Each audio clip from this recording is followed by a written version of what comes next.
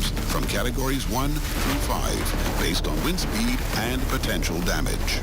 And did you know, when a hurricane becomes especially deadly or destructive, its name is permanently retired out of respect for the lives and communities affected. Now is the time to prepare your emergency kit with a portable AM/FM radio. Review your family plans and stay connected to trusted weather information. Preparation today can save lives tomorrow. These are the names of the storms for the 2026 Atlantic hurricane season. Arthur, Bertha, Cristobal, Dolly, Edward, Faye, Gonzalo, Hannah, Isaias, Josephine, Kyle, Leah, Marco, Nana, Omar, Paulette, Renee, Sally, Teddy, Vicky, and Wilfred. This public service announcement was brought to you by the Broadcasting Corporation of the Bahamas in conjunction with the Disaster Risk Management Authority. At Centerville, I'm LaDawn Davis. This is ZNS.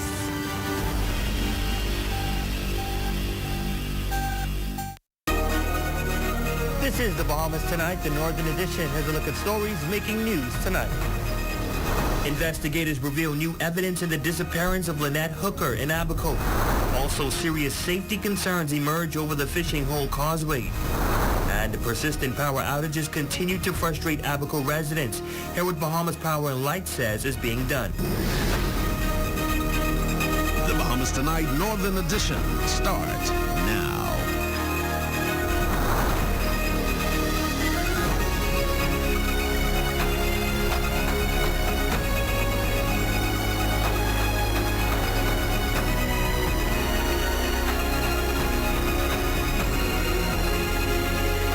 Good evening and welcome to the Bahamas Tonight, the Northern Edition. I'm Ramiko Knowles.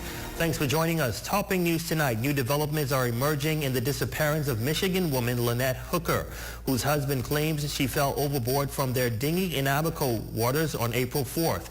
After returning to Abaco in June to follow up on new leads, U.S. Coast Guard investigators now believe Lynette Hooker may have made it back to the couple's sailboat before she vanished. The new information is raising even more questions about what happened that night. The details in tonight's top story.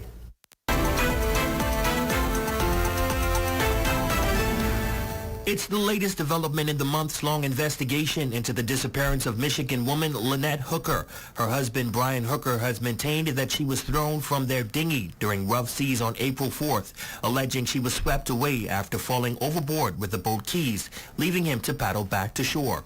Despite an extensive search, Lynette's body has never been found, but investigators have continued to gather evidence in an effort to determine what happened.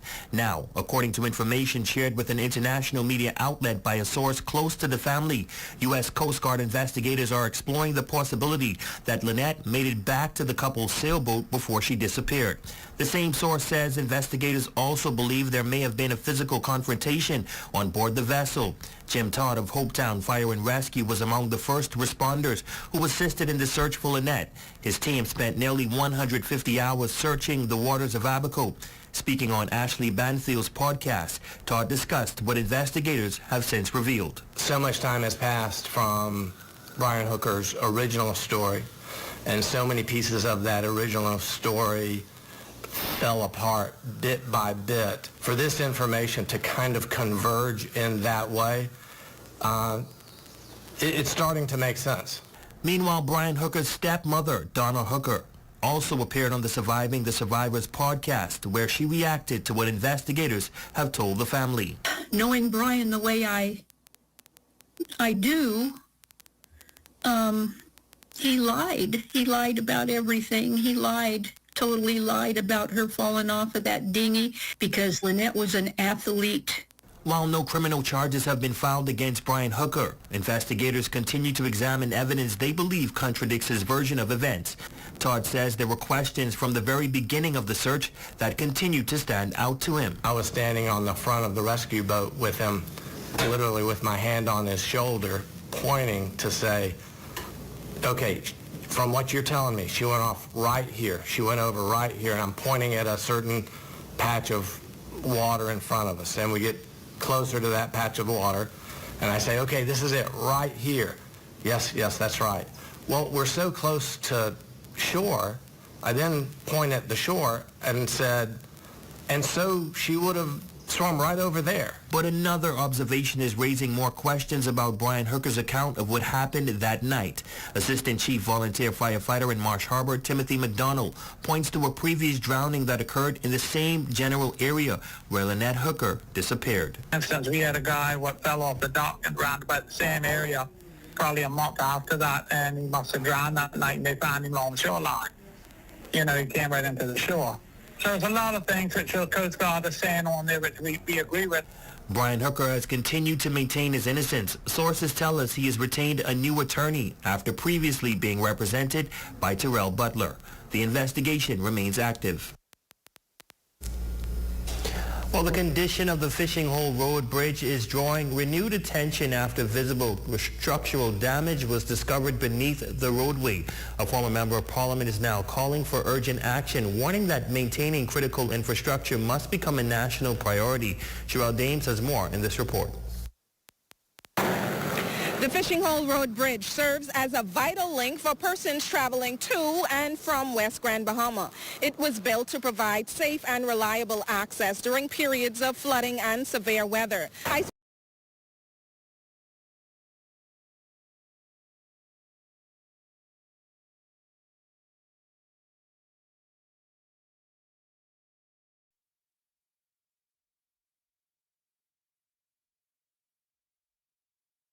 They called me to have a look at it, and I did my assessment, and I am of the belief that it needs immediate attention. Lewis, who also served as parliamentary secretary with responsibility for infrastructure, was there at the early stages of the bridge construction, and he says the issue is not how the bridge was built, it's about the years of wear and tear without focused maintenance. Lewis also highlighted the abundance of trash around the area that is a landmark site for tourists, along with uncontrolled and overgrown shrubbery, some even growing on the bridge itself. He believes protecting critical infrastructure requires a dedicated government term management. At this point right now, I don't believe that we need a maintenance department that is a part of the Ministry of Works or any other ministry. We need a dedicated Ministry of Maintenance and Management. And here's what he believes should happen next. It needs to be properly assessed. I do believe that it should be closed, and the low service road should be activated while the assessment is being done. Meanwhile, beyond repairs, the former MP is also posing a new approach to managing the bridge, one he says could create jobs while extending the infrastructure's lifespan. Put a toll booth at the eastern end, put a toll booth at the western end that is manned, and any vehicle over a certain weight limit that uses this upper level bridge should be fine. We should insist that they use the lower service road. We put caution light that is controlled by employees who are now employed to ensure that our infrastructure is properly maintained and is properly managed. Now, Lewis says he has reached out to the Minister for Grand Bahama. Immediately, she called the Minister of Works, and he mobilized his team. I can see a lot of the boulders that came away, a lot of the beam that came away is no longer on site. And I'm hoping that the assessment will be done in an aggressive manner.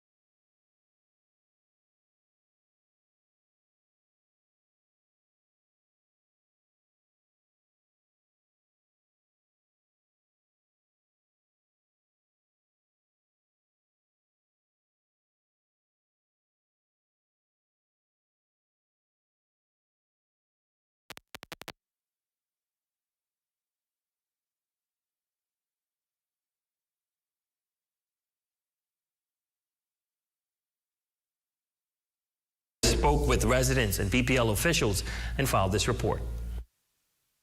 For many Abaco residents, yesterday's outage was more than just an inconvenience. It disrupted businesses, interrupted daily routines, and left some searching for relief from heat, while residents described the blackout as one of the worst they've experienced. The power outages has been very frustrating for the residents, especially the business owners, because they sustain a lot of spoilage and the money going down the drain. And the non-business owners, they're frustrated because, as you may know, we're experiencing record heat. So being uncomfortable is the most frustrating thing that, a lot of people face. So from yesterday, about after 12, I came on the after 7 this morning. And I have a convenience store, so all of my ice was melted. All of my drinks, everything I had in the freezer to frost. And I lost business because I had to close my store early. My generator's not hooked up yet. I had to close early and lost a lot of businesses. Yeah. This was a constant thing you have to deal with here on the island, where the power outages is basically every day and for like hours at a time. We started about 8 o'clock this morning, so it's a total of 18 hours. It was pretty hot, didn't have food to eat. If you wanted to cook, it was really difficult last night. BPL says the widespread outage occurred after one of its generating units unexpectedly tripped offline, cutting power to a significant portion of the island. This anonymous business owner says she understands BPL crews are on the ground, but the prolonged outages and lack of timely updates remain frustrating, especially amid the extreme heat. Everybody trying to find out. You're trying to call the power station.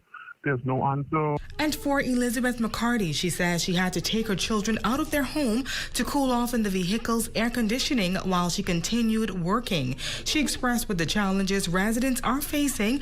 Paying a high electricity bill feels unfair.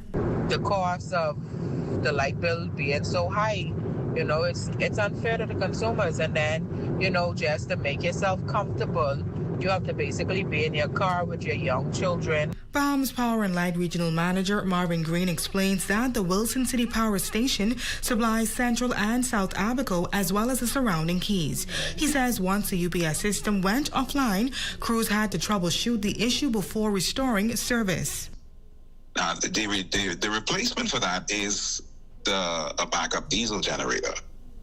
That generator had some hiccups and it caused a delay with restoring the plant. Green says once the Black Start system was back online, crews were able to power up the station. However, he says a recurring glitch continued to cause interruptions, resulting in the power going back offline. Time for us to get to the bottom of that and to see exactly what was the core reason to get that going. The regional manager says while crews worked tirelessly to correct the issue and restore power to all affected areas, BPL remains committed to working safely and efficiently. He adds that employees at the power company were also impacted by the outage. For the Bahamas Tonight, the Northern Edition, I'm Jolanda Thompson, Everest. And still to come. The Minister of State for Disaster Risk Management, Information and Broadcasting tours ZNS Northern Service. Stay with us. That story, sports, and highlights when we come back.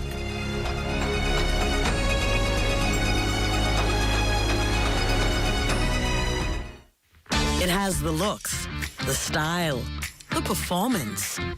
Your new car is everything you always dreamed of. Now it's here. Commonwealth Bank was happy to help put you behind the wheel with a new car loan at a competitive rate and fast, friendly approval. It's a service that just comes naturally to us, just like how love of tradition comes naturally to you. Commonwealth Bank, leader in personal banking services. Come on down and see what Dolly Madison has in store for you. Renovate and rejuvenate at Dolly Madison. Dolly Madison. Save more drug. We got you. From cosmetics to prosthetics, what you need for your family, the brands you're looking for, the quality you expect, the prices you need and deserve. Feel the love. Save more at Save More Drugs. Here at Freeport Decorators, we have hundreds of products for you to choose from. Whether you're in the market for trophies, plaques, rubber stamps, corporate signs, any kind of interior signage, stamps, or seals, we're your one-stop shop. We feature glass, acrylic, crystal awards for every occasion. We build all the trophies here on site. Looking for a gift item? We feature pens, key rings, mugs, tumblers, barbecue tools, even bamboo cutting boards. Have something already? Bring it on down. Let us see if we can print that special something on it for you. Need a headstone? Memorialize the memory of your loved one with a beautifully lasered granite marker. Our store hours are Monday to Friday, 9 to 5. We focus on customization. So if you have an idea or a new concept, bring it on down or call us at 352-5557 or even WhatsApp your idea to us at 646-0777 and we will do our best to make your awards and recognition ideas a reality. Have the following supplies on hand at the start of the hurricane season. A minimum 3-day supply of water which provides 1 gallon of water per person per day. Minimum 3-day supply of non-perishable food items, flashlights and extra batteries, a battery-powered radio to receive broadcasts that will keep you informed of the storm, a first aid kit, a 7-day supply of any prescribed medication. Don't be caught off guard this hurricane season. Be prepared. Your number one team in the North.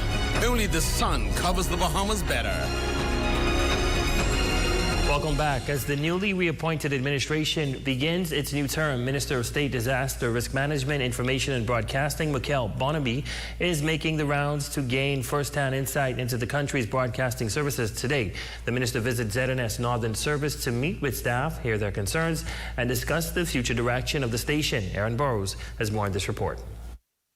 A grand welcome for Michael Barnaby, the Minister of State Disaster Risk Management, Information and Broadcasting, along with the recently appointed Chairman of the Broadcasting Corporation of the Bahamas, Sandy Morley. The Minister and Chairman making the first official visit, ZNS Northern Service, to meet with the station's executive team and staff. Following a brief tour, a meeting was held with staff members to share the way forward. Acting General Manager of the BCB, Opal Roach, was also on hand for the special occasion. Yesterday, I was so pleased to have the opportunity to meet with many of you. The conversations were open and honest and extremely valuable. As I shared with you, I intend to continue meetings with each of you because I believe that every voice matters. Your ideas, your experiences, and your perspectives are important to us as we work together to strengthen the North. Minister Barnaby says this initial assessment was to listen and understand the challenges facing the Northern Service and work collaboratively toward practical solutions. With a background in insurance, newly appointed Executive Chairman Sandy Morley said he plans to work closely with the sales departments to explore new media strategies and identify innovative ways to generate revenue while strengthening the organization. We have a new GM. You have a new chairman, and you have a new minister. And so what that means now is a fresh start. And so today, for me, is a listening tour. It's an understanding tour. Is my time here today is for me to be able to digest the energy that I'm feeling here. And what I see here may not make it on to a ledger, but what I am feeling is a team that is eager to get to work, a team that is eager to be well supported, and a team that is ready to work along with the vision that we will have. One of the things that resonated with me in the meeting previously was that of collaboration and teamwork. You are the experts. I think the GM said it best. I don't know anything about broadcasting. I'll never claim to do it. First time I saw a studio was a minute ago. So I'm just glad to be here. But more important, I'm looking forward to opportunity to learn from you and support you. Senior Deputy General Manager Allison Smith says this visit marks the beginning of what will be ongoing dialogue with staff as they work towards strengthening the Northern Service and expanding growth opportunities. What we can look forward to is, with his leadership along with the new GM, Opal Roach, we can look at strengthening our collaboration efforts And we could also look forward to the shared vision and working together. For the Bahamas Tonight, the Northern Edition, I'm intern Aaron Burrows. Dylan Strawn, you are our Facebook friend of the night. We thank you so much for your support and hope that you are enjoying your day. And that does it for this portion of the news. Be sure to stay tuned. Shane Stubbs has your check on sports when we come back. Don't go away.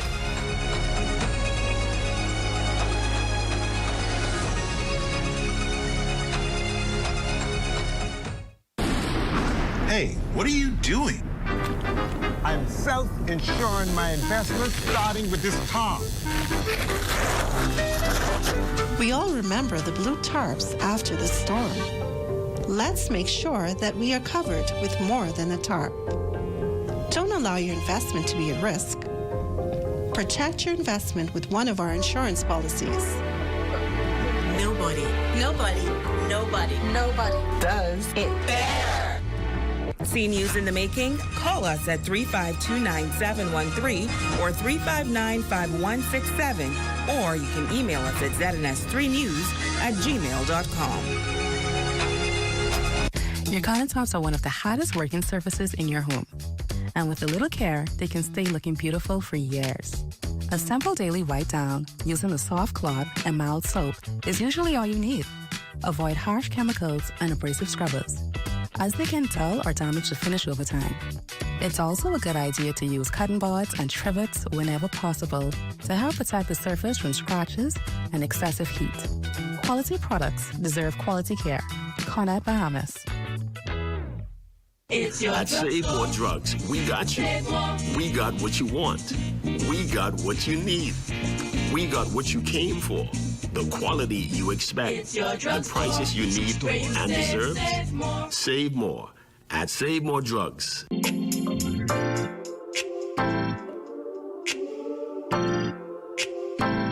Are you ready? I'm ready. I am ready.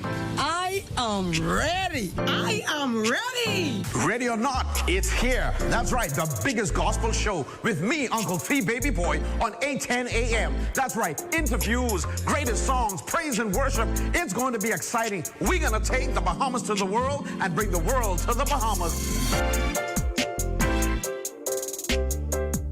You know that it's been the 8 o'clock hour. That means it's time for the morning run mix. Better known as PJ alongside DJ Future, right? Call me up right now. DJ Future, this one, you know I'm locked in. I'm on your run this morning. Keep it coming, override, override.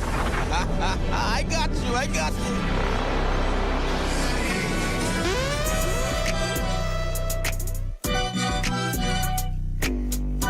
The morning run mix with DJ Future. Power 104.5 FM.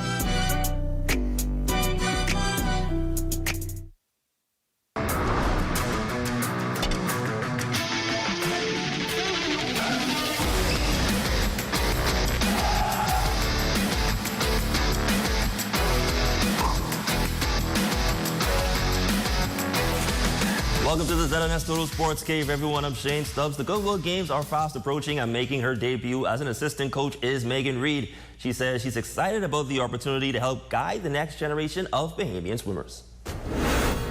It's really exciting. I've always ever known the national team as a swimmer, so it's really exciting that this has been my first time on the other end of things, being a coach, getting to meet all of the swimmers, getting to, train them and get them ready to go off to swim and represent the Bahamas and hopefully bring back another championship at Go-Go Games. We have practices on the weekend. I get to meet the swimmers because not all of them are from the same team, so I get to meet with all of the swimmers. We get to do team bonding. They're getting to know me as well as I'm getting to know them. So it's been an experience, and I'm really excited to continue to working with them. Freeport Aquatics Club is where Reed's journey as a swimmer began, and now returning to the program as a coach, she says it's a full circle moment and a truly rewarding experience.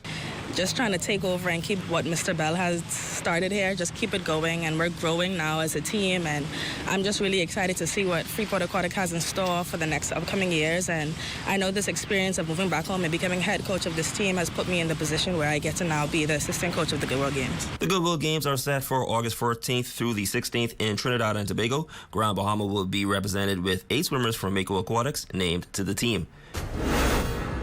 Meanwhile, the North American, Central American, and Caribbean Athletics Association, or NACAC, has announced that Guyana will host the 2027 Carifta Track and Field Championships, while Barbados has been awarded the 2028 edition. The decision comes after member federations withdrew their bids to host next year's games. NACAC President Mike Sands thanked CARICOM heads for their swift intervention in helping secure the host nations. And finally, Cherie Saint will be representing Team Bahamas at the Under-15 Girls Goombay Soccer Cup, which gets underway today in New Providence. Team Bahamas opens the tournament against Turks and Caicos before taking on the Cayman Islands and Grenada on Saturday. The schedule concludes on Sunday with matches against Bermuda and the U.S. Virgin Islands. And that's my time, everyone, but your local forecast is next. I'm Shane Stubbs. Catch you all next week. Tonight's weather forecast is brought to you by Royal Star Assurance. 'Cause it's so beautiful.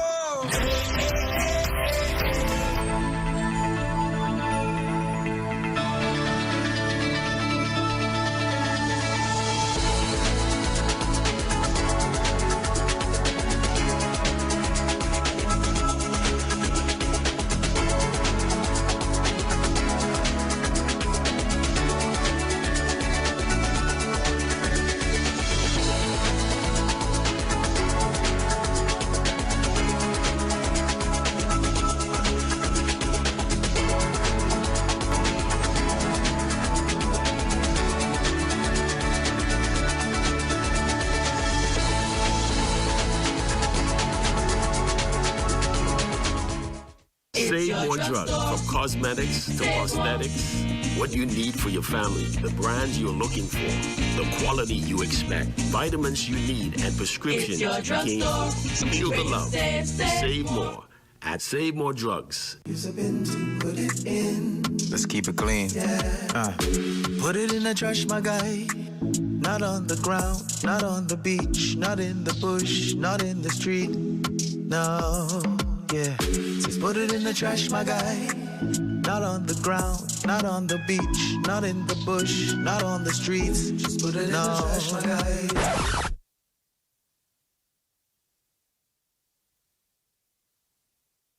Bombastic side eye. Criminal offensive side eye. Put it in the trash. Put it in the trash. That's it, that's it. Put it in the trash. Just put it in the trash. Put it in the trash. That's it. Just put it in the trash, my guy. Not on the ground, not on the beach, not in the bush, not in the street. Just put it in the trash, my guy. Yeah. Just put it in the trash, my guy. Yeah. We just gotta keep Grand Bahama clean. Have the following supplies on hand at the start of the hurricane season. A minimum 3-day supply of water, which provides 1 gallon of water per person per day. Minimum 3-day supply of non-perishable food items. Flashlights and extra batteries. A battery-powered radio to receive broadcasts that will keep you informed of the storm. A first aid kit. A 7-day supply of any prescribed medication. Don't be caught off guard this hurricane season. Be prepared. This is where it happens. Those moments that impact our lives. Giving you the information that you need this hurricane season. Wherever there is news, we're there.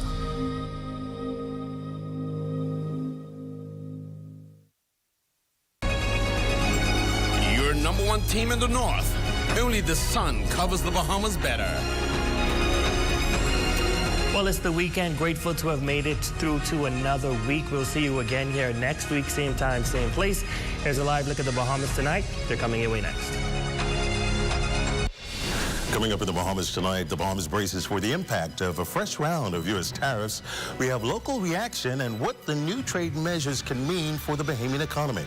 Plus, the fallout from the Flamingo Air tragedy deepens. Tune in to find out the impact on scores of its employees.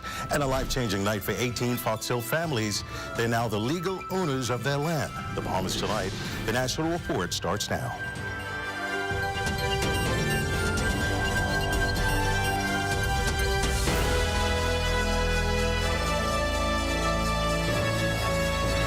Good evening and welcome to the broadcast. A new 12.5% U.S. tariff is tonight, raising concerns for Bahamian exporters, while the government is seeking clarification amid concerns over the country's enforcement of forced labor import prohibitions. The private sector is assessing the potential impact. Here's Leah Cooper with more. The Bahamas export sector is facing a new trade hurdle after the United States imposed a 12.5% tariff on Bahamian goods, saying the country has failed to effectively prohibit imports made with forced labor. The move, ordered by President Donald Trump, has prompted the Bahamas government to seek clarification, while Bahamas Chamber of Commerce Chairman Don Williams says the private sector is trying to gauge what it could mean for local businesses. We're quite saddened and disappointed by the news of the 12.5%. Obviously, it now requires exporters to seek a little bit of assistance because obviously we're competing in a global market space. The exports that we do to the U.S., when in competing, you want to make sure that you're price competitive. The United States is the Bahamas' largest trading partner, and with more than $110 million in exports heading to the U.S. in a single quarter last year, even a modest tariff could make local products more expensive in their biggest market. The U.S. says the action is about protecting human rights and preventing goods made with forced labor, but business leaders say the priority now is finding a solution. We want to continue to export throughout the U.S., and the Chamber of Commerce has been in communications with various government agencies to see how we can actually have these tariffs reduced back down to 10% or even lower to allow for better opportunities for businesses to be able to export. In a statement issued Thursday, the Office of the Prime Minister says it is engaging U.S. officials, hoping recent legislative changes will be taken into account as both sides work towards a resolution. For the Bahamas Tonight, I'm Leah Cooper. Well, fisheries exports from the Bahamas into the U.S. seen as a ready-made market, considering the ease of transport into Florida. But despite a long reputation of quality assurance, the Trump administration's decision to attach a new tariff to a number of countries leaves the Bahamas essentially dead in water. Lloyd Allen has that angle.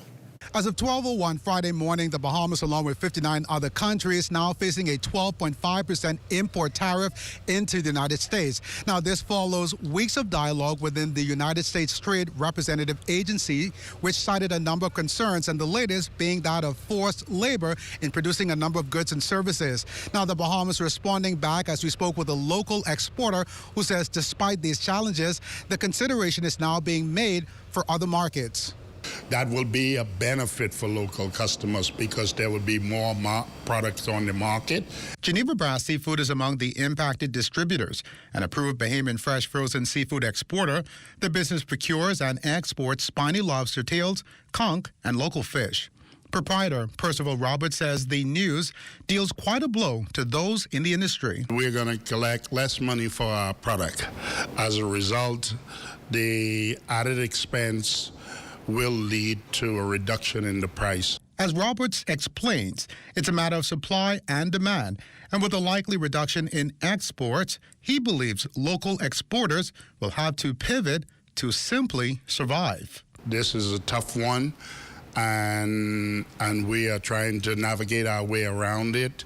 We are going to see, and I am sure some ongoing negotiations are taking place right now. But if this holds out, we were also staring in the direction of the Caribbean or Canada. Now, despite this, the businessman is confident the Bahamian consumer base can help weather this storm. This announcement came at the worst possible time. We are now scrambling to see what benefits can be had. Give us your support. We need it.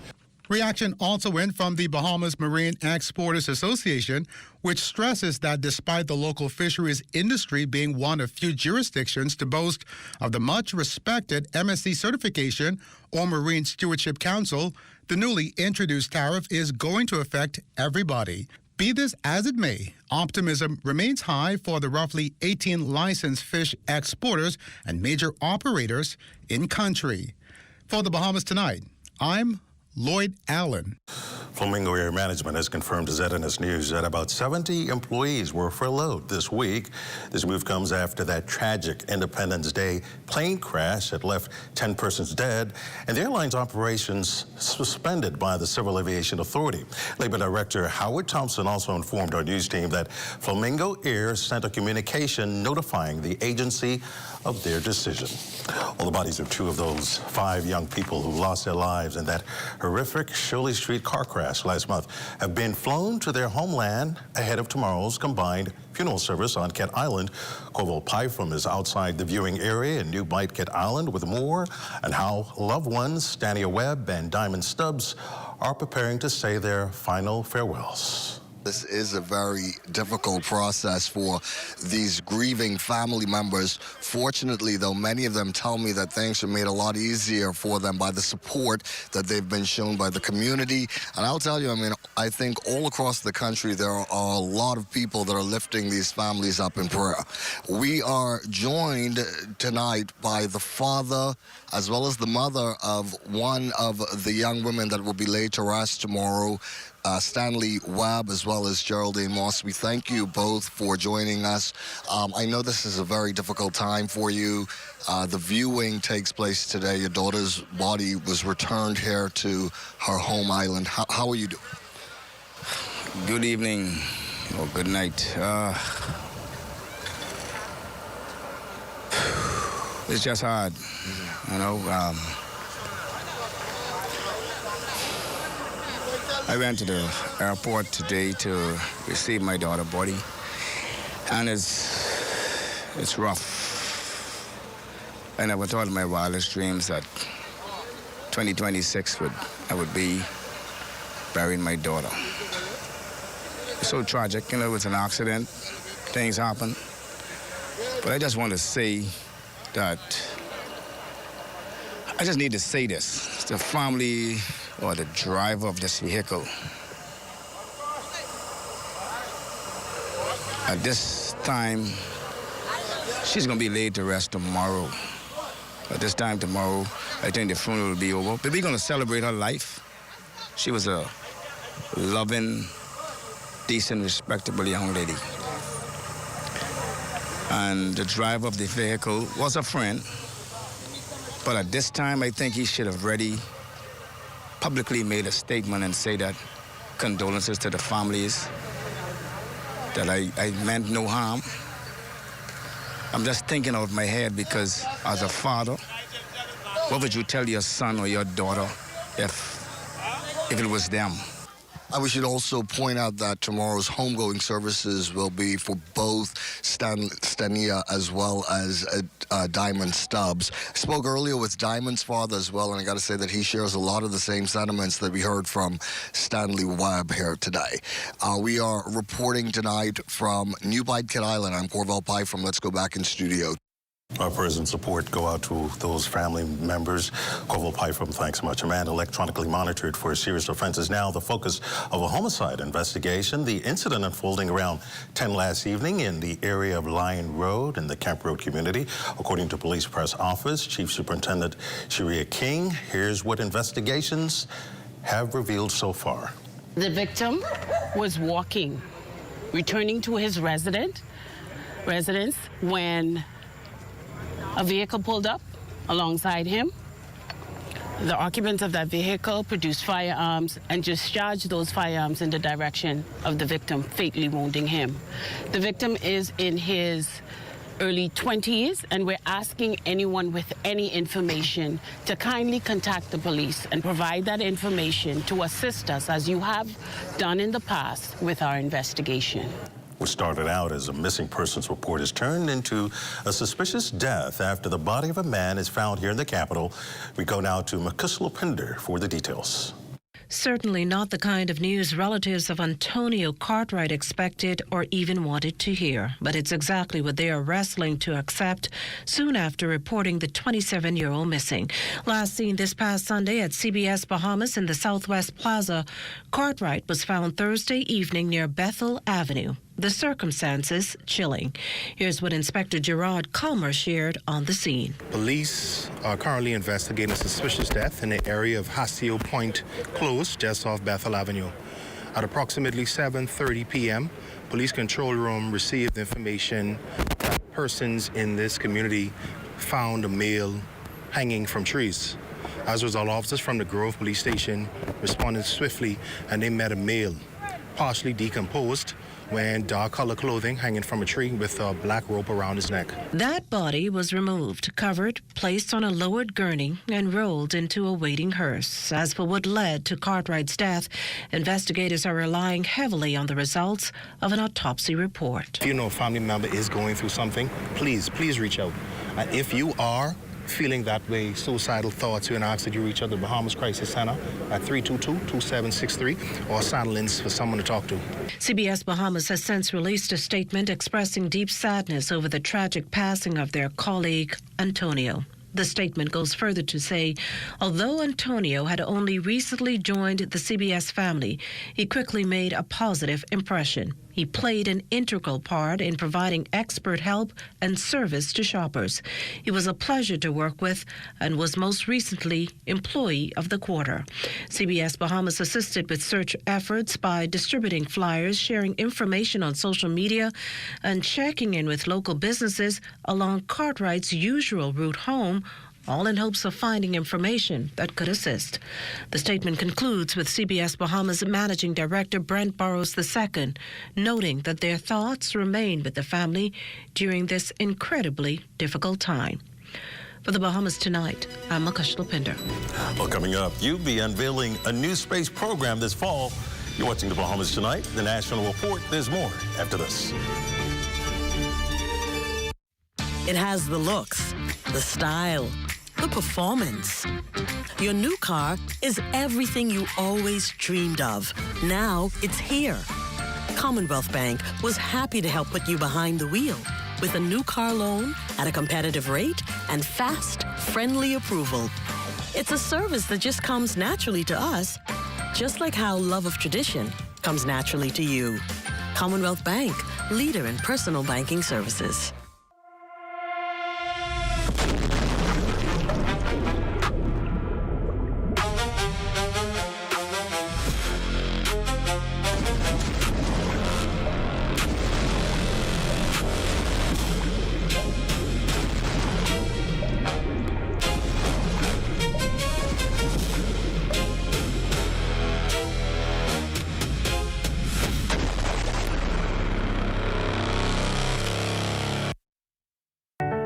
On July 30th, we celebrate something simple, loving our neighbor. It's the smile you share, the meal you give, the hand you lend. Kindness doesn't need permission, it just needs a moment. Across our islands and beyond, let's make compassion visible. See the need, show the love. Join the movement. Do one act of kindness today. Big sandwich. I really like the honey mustard sauce. And then like the crispy bacon on it as well. Oh, it's pepper jack cheese. I love the spice. I love the crunch. I love the original sandwich, but just that simple addition of bacon was like over the top. The chicken is really good. I like it. I like it a lot. I rate this a 10 out of 10. I'd eat this again. Love that chicken from Popeyes. Hydrocolonic helped me with my acne. I did 3 consecutive sessions, and as a result, I have better gut health and clearer skin. Even after doing my sessions, I still follow up with at least 1 colonic session a month. If you're struggling with acne, I would definitely say give Hydrocolonic a try. We're having a special. Get 3 colonic sessions at a price of $300. We're located in East Winton area and also in the One West Medical. Give us a WhatsApp at 818-7586 and I'll send you our website link, or you could just visit us at CocoPlumWellnessBahamas.com. The link is also in our bio. This portion of the news is brought to you by RBC Royal Bank. RBC has just the right loan you need with affordable financing. You're looking at a shot of the beautiful sunset over downtown Nassau. That shot courtesy of our drone pilot, Isaac Roberts. 18 families now the legal owners of land they have long called home. A ceremony held last evening to celebrate the milestone in the historic Fox Hill community. Here's that report. For decades, many Bahamians have lived on properties without legal ownership, leaving them unable to sell their land, secure financing, or use it as collateral. Thursday night, that changed for 18 Fox Hill residents as they received conveyances during a ceremony at the Fox Hill Park. Member of Parliament for Fox Hill, the Honorable Fred Mitchell, and Minister of Housing, the Honorable Keith Bell, presented the certificates, calling the initiative another step toward giving families the security they deserve. The Minister of Housing was kind enough to accommodate that by public acquisition and then conveying the land back with a clear title. All stamped now and recorded. Right. We'd given the copies of the unstamped documents a couple of months ago before the general election, and now the documents are stamped and recorded. So it's theirs now, free and clear. The presentation marks another milestone of the government's land regularization program, one aimed at giving more Bahamian families legal ownership and greater peace of mind. Minister of Housing, the Honorable Keith Bell. You would recall some time ago, the Honorable Fred Mitchell, the Honorable Prime Minister, would have compulsory acquired a number of properties in here that had title issues. And so the object and idea was to regularize these titles.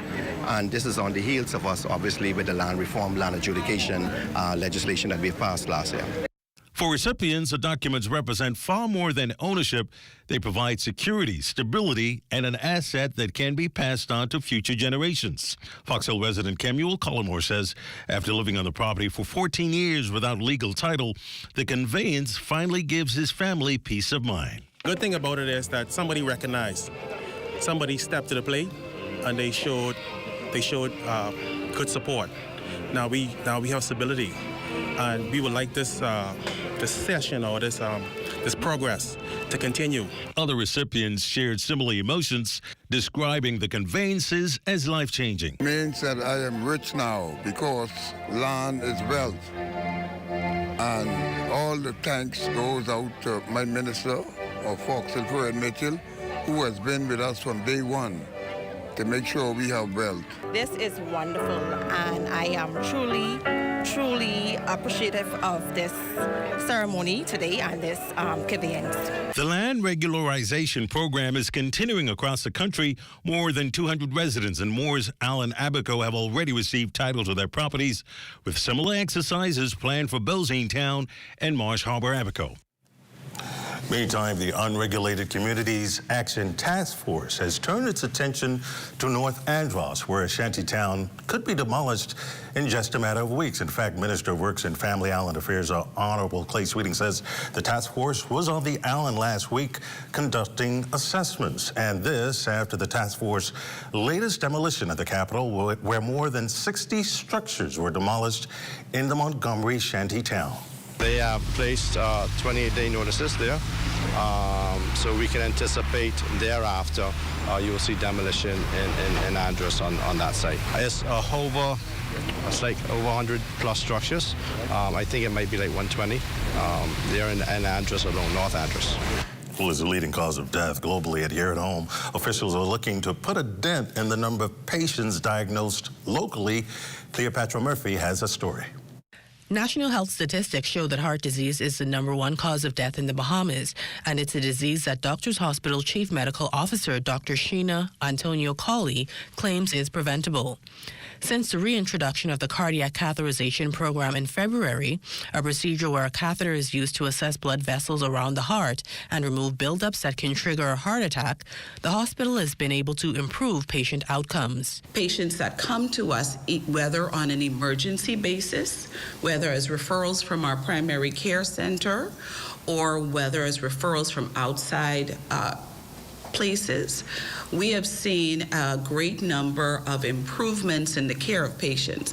She says non-communicable diseases like high blood pressure, diabetes, and high cholesterol can lead to heart disease, which is why prevention is important. Since February, just under 70 catheterizations have been performed, while several hundred patients have undergone calcium score testing. Out of that, we've had a good percentage, and I can't give you exactly the number, that had to convert to catheterization. And like I said, said, these are asymptomatic patients. So not all of the catheterizations were done because of an emergency or a problem, but it was done, which is the way that I think it was really intended, prevention. The veteran physician acknowledges heart disease causes a high burden on the healthcare system. As she notes, many people are unaware they even have it.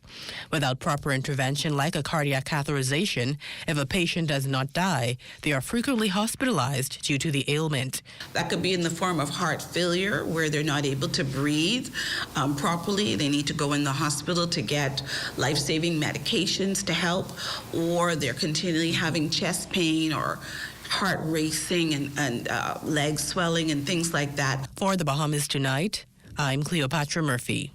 The University of the Bahamas is launching a first-of-its-kind environmental and aerospace satellite engineering program aimed at preparing Bahamians for careers in the growing global space industry. The two-year program, which begins in September through UB's Continuing Education and Lifelong Learning Unit, will train students and working professionals to use satellite technology to monitor coastlines, marine ecosystems, and climate threats while laying the foundation for the Bahamas' first satellite.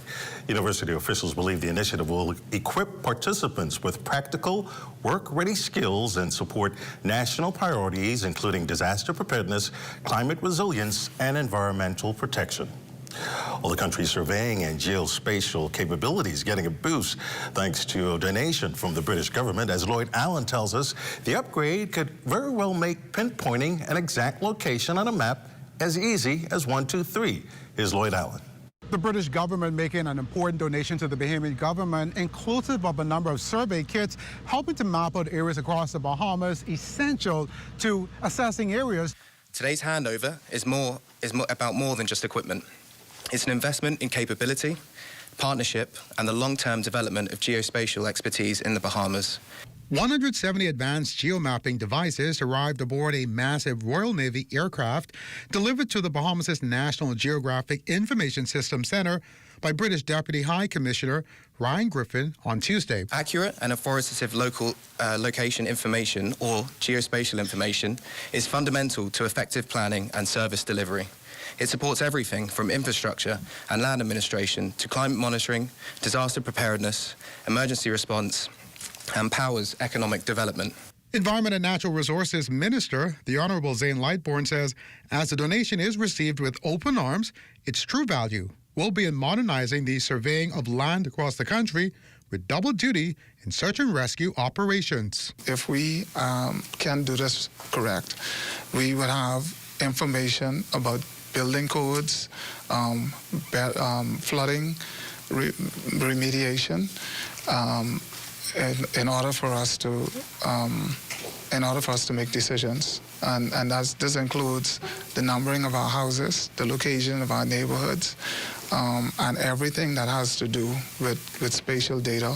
PNGIS Director Dwayne Miller says the donation additionally sharpens the Bahamas' inventory of land assets. Today's donation will enhance our ability to collect accurate survey-grade data and support key national priorities, including the modernization of our geodetic reference system, national imagery acquisition, and topographic mapping. Officials confirming the Defense Force Air Fleet will be among agencies equipped with the new tech. For the Bahamas Tonight, I'm Lloyd Allen. This portion of the news is brought to you by Folk Call Smart Pass, the smart way to pay at the pump. Marco's Pizza. Marco's Pizza. Some never tasted so good. Marco's Summer Party is bringing the fun. Choose 2 large one-topping pizzas with a 2-liter soda for just $34.95. Or grab a big square deal. 1 medium, 1-topping pizzas with boneless wings for just $39.95. Enter to win weekly Baja Bay water passes and your very own Marco's Summer Party pack all summer long. Marco's Pizza. Summer never tasted so good.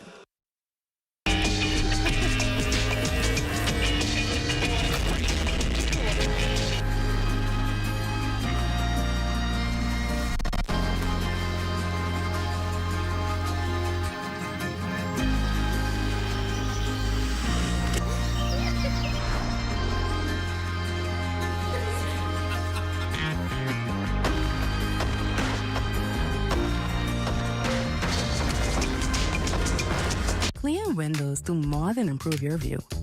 They also help maximize the natural light entering your home. For regular maintenance, use a soft microfiber cloth and a gentle glass cleaner. Don't forget to wipe down the frames and tracks as well, since dust and debris can build up over time. If your windows slide or are open, keeping the tracks clean can also help them to operate more smoothly. Quality products deserve quality care. Corner Bahamas. Introducing the Focal Smart Pass app that helps you to fuel up faster. Here's how it works. Download the app on the App Store or get it on Google Play and create your profile with payment details. Visit your nearest Shell station, open the app, scan the pump's QR code, select your payment amount, and begin fueling. Say goodbye to cash and cards because the Focal Smart Pass offers secure and convenient payment options right at your fingertips. Download Focal Smart Pass now and fuel up faster today. Swanson and Alina joins us live for a sneak peek of Access Now. What's happening, guys? Good evening, Desmond. Yeah, well, it's Friday. We've made it to the end of another week, but we're also coming to the end of July, which means also nearing the end of the summer, thinking about back to school. New school year, you might need new uniforms for your kids. We've got a story explaining who that applies to and why. Stay with us to find out. And of course. Also in entertainment, we have Music Soul Child having a performance earlier this week at the Chinese Jazz Club, so stay tuned if you're interested in hearing about that. Yeah, if you missed it, you can catch right up. Yeah, good stuff. Stay with us at Bahamas Tonight. The National Report continues after this. 1, 2, 3, what you gonna choose? Strawberry swirl, caramel too. Cookie dough bite, brownie swirl dream. Oreo crunch, make the whole team scream. Gotta be frosty, gotta be Wendy's. Gotta be frosty, gotta be Wendy's. Swirl it, twist it, taste that wave. Gotta be frosty, gotta be Wendy's. Cinnamon toast on a cool vanilla. Chocolate base and the flavor gets bigger. Sweet on sweet, yeah, that's the fun. Better get one, better run, run, run. Gotta be frosty, gotta be Wendy's. Tasha, what you saying? Girl, right here, rushing to cash J.S. Johnson. I gotta renew my insurance. Oh, I with JSJ too, but I don't wait in line. I just pay online. Stop it. How you do that? Just email info@jsjohnson.com and say, sign me up for the online service center. They'll reach out and hook you up. You ain't never have to stand in line again. Amen to that. Save time. Pay online. Sign up for J.S. Johnson's online service center today. Insurance, peace of mind. Bing bang bing.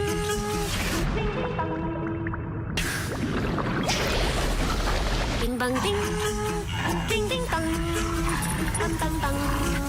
Bing bang bing. Bing bang bing. Ding ding dong. Bang bang bang. Bing bang bing. Bing bang bing.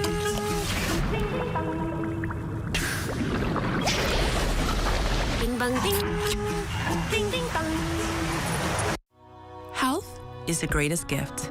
That's where we come in. Bahamas Medical and Surgical Supplies is a premier distributor of medical equipment, as well as medical and surgical consumables. Our engineers are always on hand, providing top care service that saves lives. We carry a wide selection of over-the-counter and prescription items, IV fluids, and other injections. Our products are state-of-the-art, and our entire team stays on top of cutting-edge technology. With more than 2 decades of dedicated service, Bahamas Medical and Surgical Supplies continues to be a trendsetter and innovator in healthcare. We have set ourselves apart by truly caring for our customers. We understand the intricacies of healthcare, and we produce spectacular results. We cherish our partnerships and nurture our friendships as we continue on our quest to help everyone maintain that wonderful gift of good health. Find us on 95th Terrace, Centerville, and now located in the Lucaya Shopping Center of Freeport, Grand Bahama. Well, that does it for the National Report, but stay close. Bahamas Tonight continues with Access Now.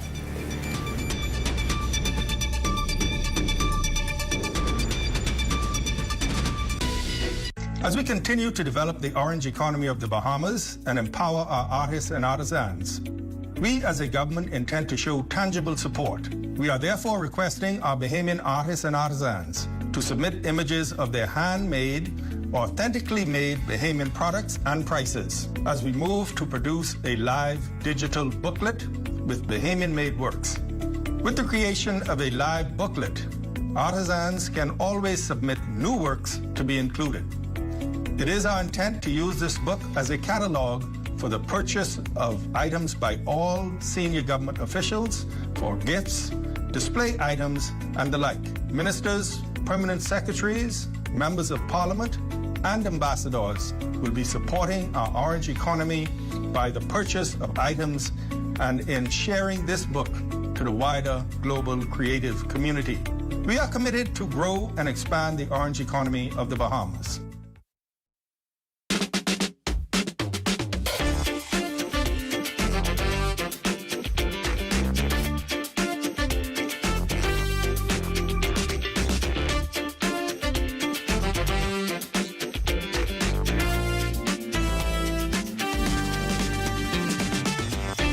Bahamas Tonight Access Now starts now.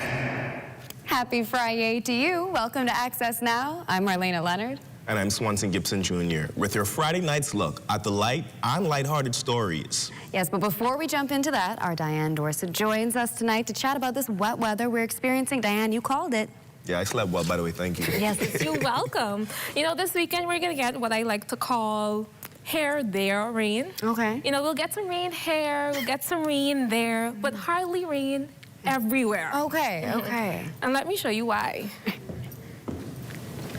The tropical wave that's bringing clouds and the occasional shower is still over the country, but it'll be making its way out of the area by tomorrow. We'll get some leftover light rain on Sunday, but next week it's back to the wet days as a frontal boundary just north of the Bahamas stalls, bringing along with it isolated showers and thunderstorms. The good thing about this is temperatures will drop ever so slightly and we'll get the occasional break from the sun with more clouds in the sky. But by Wednesday, we'll get back into our low 90s that we love oh so much. Now, for the central and southeast Bahamas, high pressure will dominate, keeping things mostly warm and dry. That is until another tropical wave moves in midweek. But remember, stay tuned in for more wet updates. Now, elsewhere in the tropics, tropical cyclone development is not expected for the next 7 days. Now, taking a look at our 3-day boating forecast. In the northwest and the central Bahamas tonight, we'll get southeast winds moving at 10 to 15 knots with seas at 2 to 4 feet. And as these systems come and go, we'll see these temperatures and wind speeds, and directions shift. Now, in the southeast Bahamas, we'll get southeast winds moving at 12 to 18 knots with seas at 3 to 6 feet, and that caution once again still in place. Then on Saturday, northwest Bahamas, light and variable winds with seas at 1 to 3 feet. We'll get a low tide at 11:29 in the morning, followed by a high tide at 6:04 in the evening. In the central Bahamas, southeast winds 10 to 15 knots, seas at 2 to 4 feet. And in the southeast Bahamas, they're maintaining those southeast winds moving at 12 to 18 knots. Then on Sunday, winds pick up, moving south to southwest at 10 to 15 knots. We see seas at 2 to 4 feet.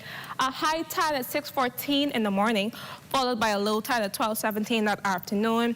And then in the central Bahamas, southeast winds again, 10 to 15 knots, seas at 2 to 4 feet. Same old. And the southeast Bahamas, once again, they're maintaining the southeast winds moving at 12 to 18 knots. Now, it's time now for your international temperatures, which are brought to you by Royal Star Assurance. Nassau's gone funky. Nassau's gone slow. We've got a doggone beat now. We're gonna call our very own. Nassau Rock and Nassau Road. Nassau's got a whole lot of soul. We'll surely be getting a funky Nassau this weekend, but that wraps up your Access Weather Forecast. But join me again at 11 for a full weather update. Back to you guys at the desk. Thank you so much for that great insight, Diane. She mentioned that here, there, weather, you know, either way I'm going to be fine. You know, there's some sporting events occurring this weekend, so if the rain holds up, it could be, you know, a damper on that. Yeah. But if it does rain, I'll just be inside relaxed. Inside, or just bring your umbrella in your car. Just carry it with you, you know, just in case. Well, coming up tonight, new school year, new uniforms for some students who will be heading back to the classroom. We'll chat with education officials who explain what's bringing on the change. And the Nassau Village Community Center gets a tech upgrade. We go inside the donation later. Plus, Brief wraps its week-long camp for young environmentalists. And your Friday sports report is coming up. And later in Entertainment Friday, we go inside the John Batiste Jazz Club with Music Soul Child. You're watching the Bahamas Tonight. Access now. Stay with us. Car insurance, home insurance, marine insurance, this insurance, that insurance. The truth is, you may not like it very much, but you need insurance, and it has to work for you.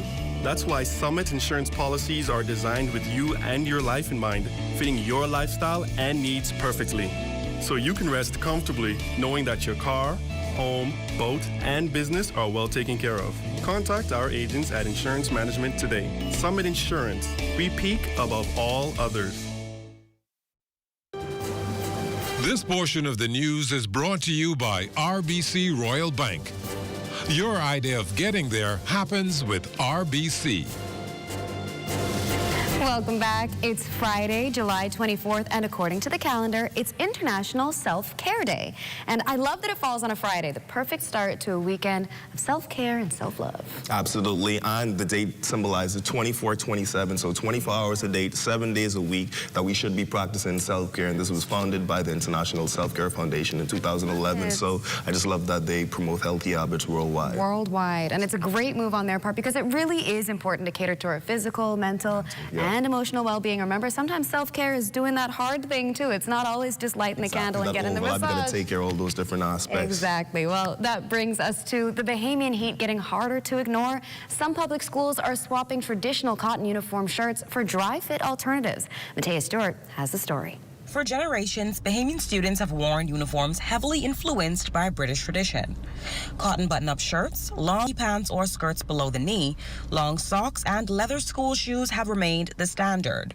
But in a country known for its hot, humid climate, many parents and students have long questioned whether those uniforms are practical.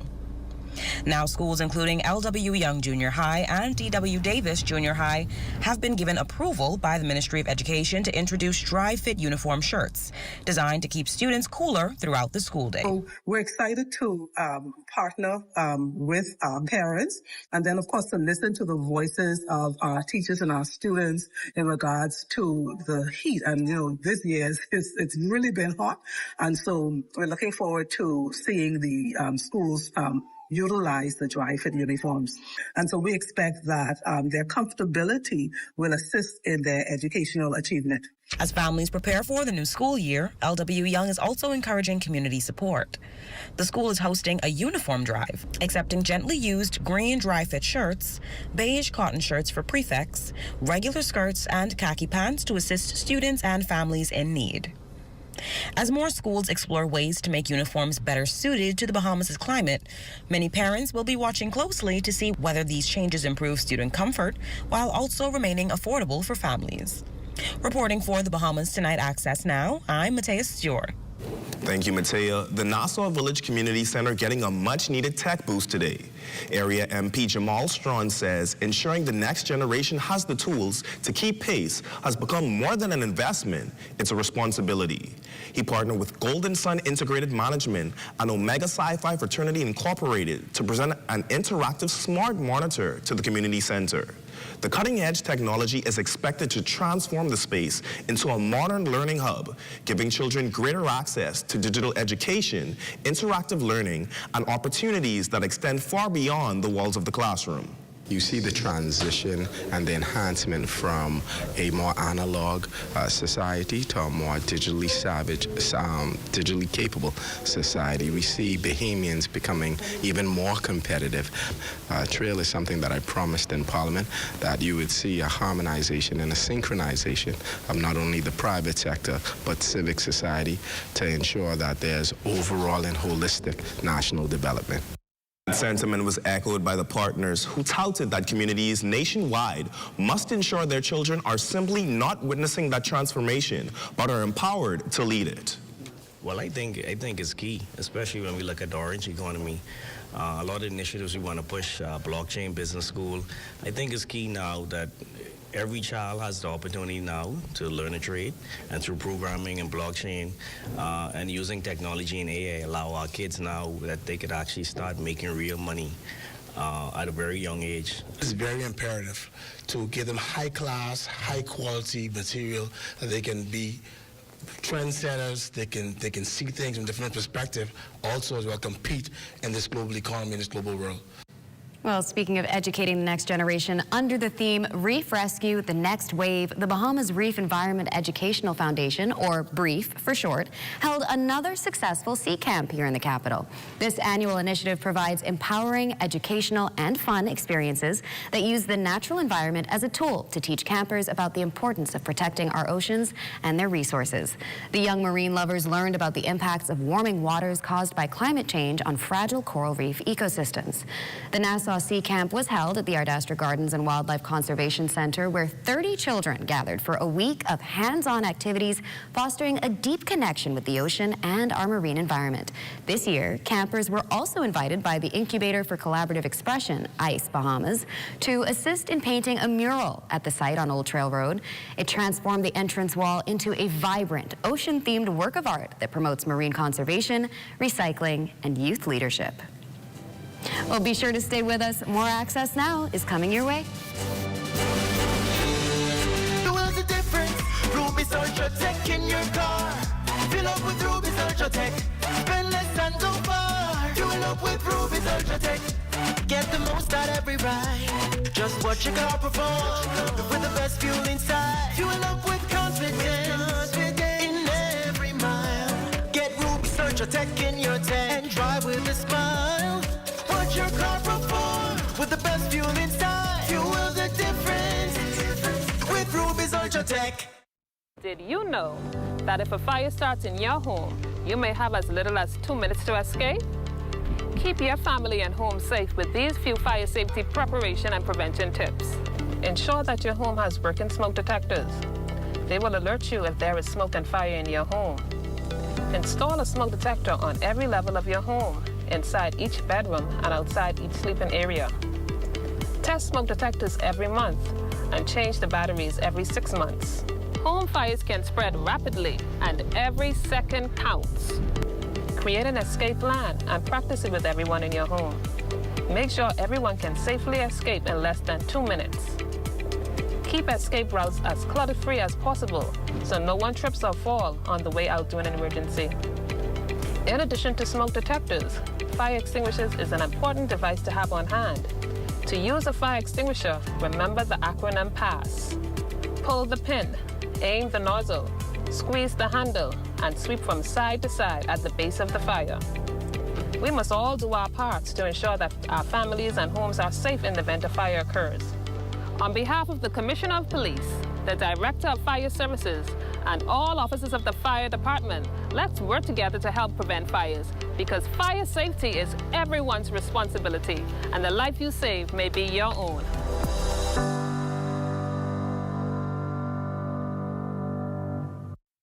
It's a joy, to help someone who is in need, I'm proud to know that we are able to accommodate them with a hot meal, fresh meal, and a well-balanced meal. A lot of our clients, as you know, it's in the inner city and persons who really include them so much of the loss they go. And for whatever reason, 2 months, 3 months, they really don't have anything. You have to have some kind of kindness to do this.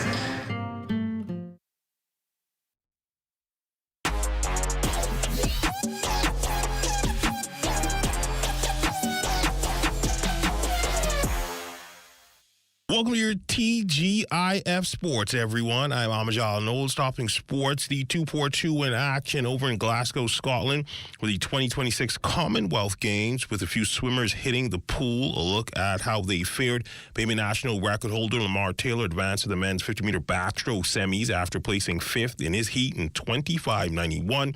Joanna Evans finished 14th overall in the women's 400-meter free in 4 minutes 17.20 seconds. Elise Wood placed 28th in the 50-meter butterfly in 28.65, while Emmanuel Gadsden was 29th in the men's 100-meter breaststroke in 1 minute 5.66 seconds. Over in the ring in boxing, Rasheed Williams, he would suffer a narrow 3-2 decision loss to James Paul of Papua New Guinea. And over in Santo Domingo in the Dominican Republic, the first Bahamian out the gate of the Central American and Caribbean Games, LaRon Roll, competing in the men's archery competition, would finish 25th overall. More updates from both games in this weekend's Sportscast. Switching gears, earlier this month, a 54-year-old Chinese worker died during an industrial accident while completing renovations over at the Thomas A. Robinson National Stadium. ZNS Soul Sports team recently spoke with Sports Minister Mario Bolag, who gave an update on the incident, as well as a definitive timeline on completion of repairs at the facility.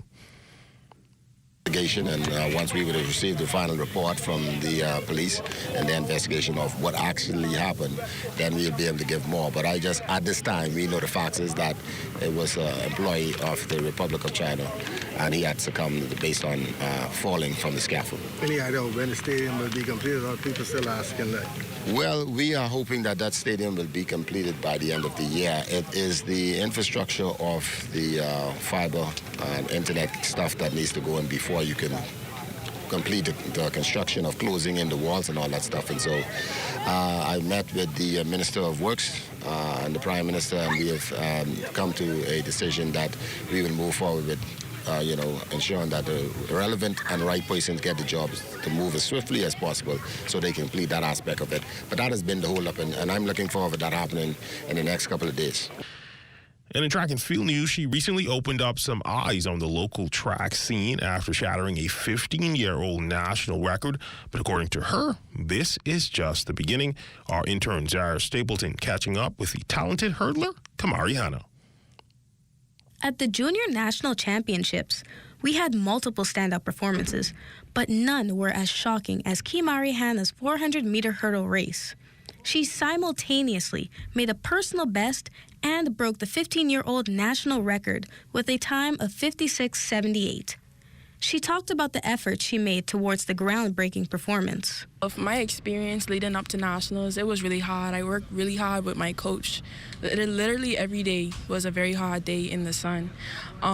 When I broke the record, I was astonished. I really couldn't believe it. I still can't believe it to this day. Even when I watch videos of me breaking the record, it's still an amazing feeling. I feel overwhelmed with pride, and I'm happy that I could go out there and deliver and make my coach proud of me. Kamari Hanna spoke about the opportunities her performance has opened for her and her plans for World Juniors in Oregon.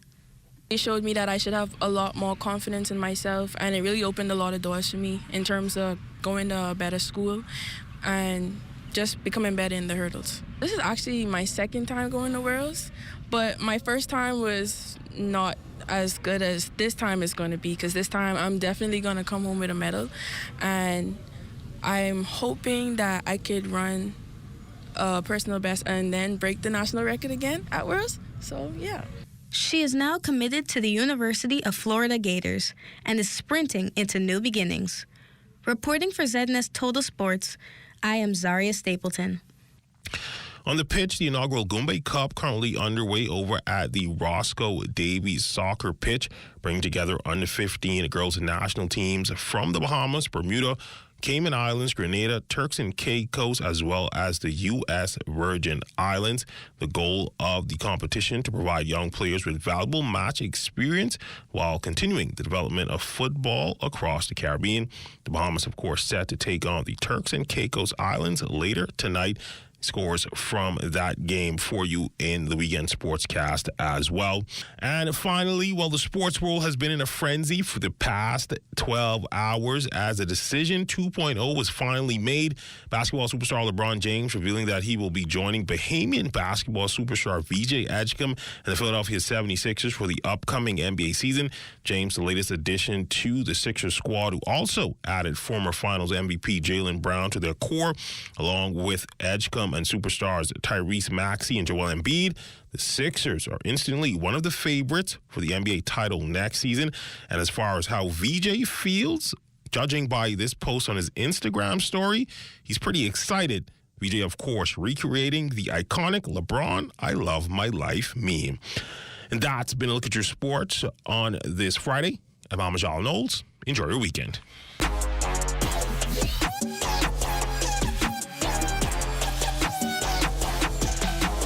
Congrats. Congratulations to the class of 2026 valedictorian and salutatorian.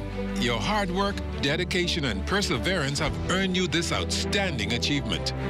As you begin this exciting new chapter, may your future be filled with continued success and limitless opportunities.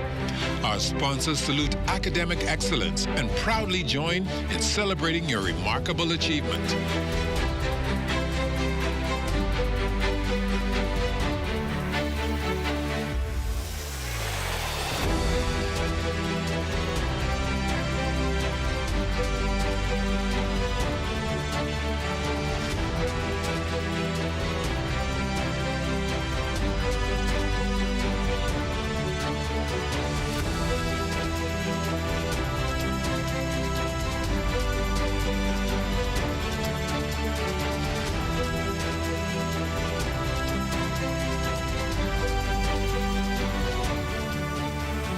Introducing Valvoline Restore and Protect, a first-of-its-kind innovation that returns pistons to factory clean, removing up to 100% of deposits, restoring your engine to perform like new. All new Restore and Protect, another first by Valvoline, distributed by Battery and Tire Specialists. Throughout our lifetime, we must all make decisions. No matter how we choose, the right one just needs to be made. Like having J.S. Johnson Insurance Agents and Brokers as your insurance partner. We've been serving the Bahamas for over 100 years. Whether you need home, motor, marine, or commercial insurance, make the right decision. Call 397-2100 or visit jsjohnson.com. JS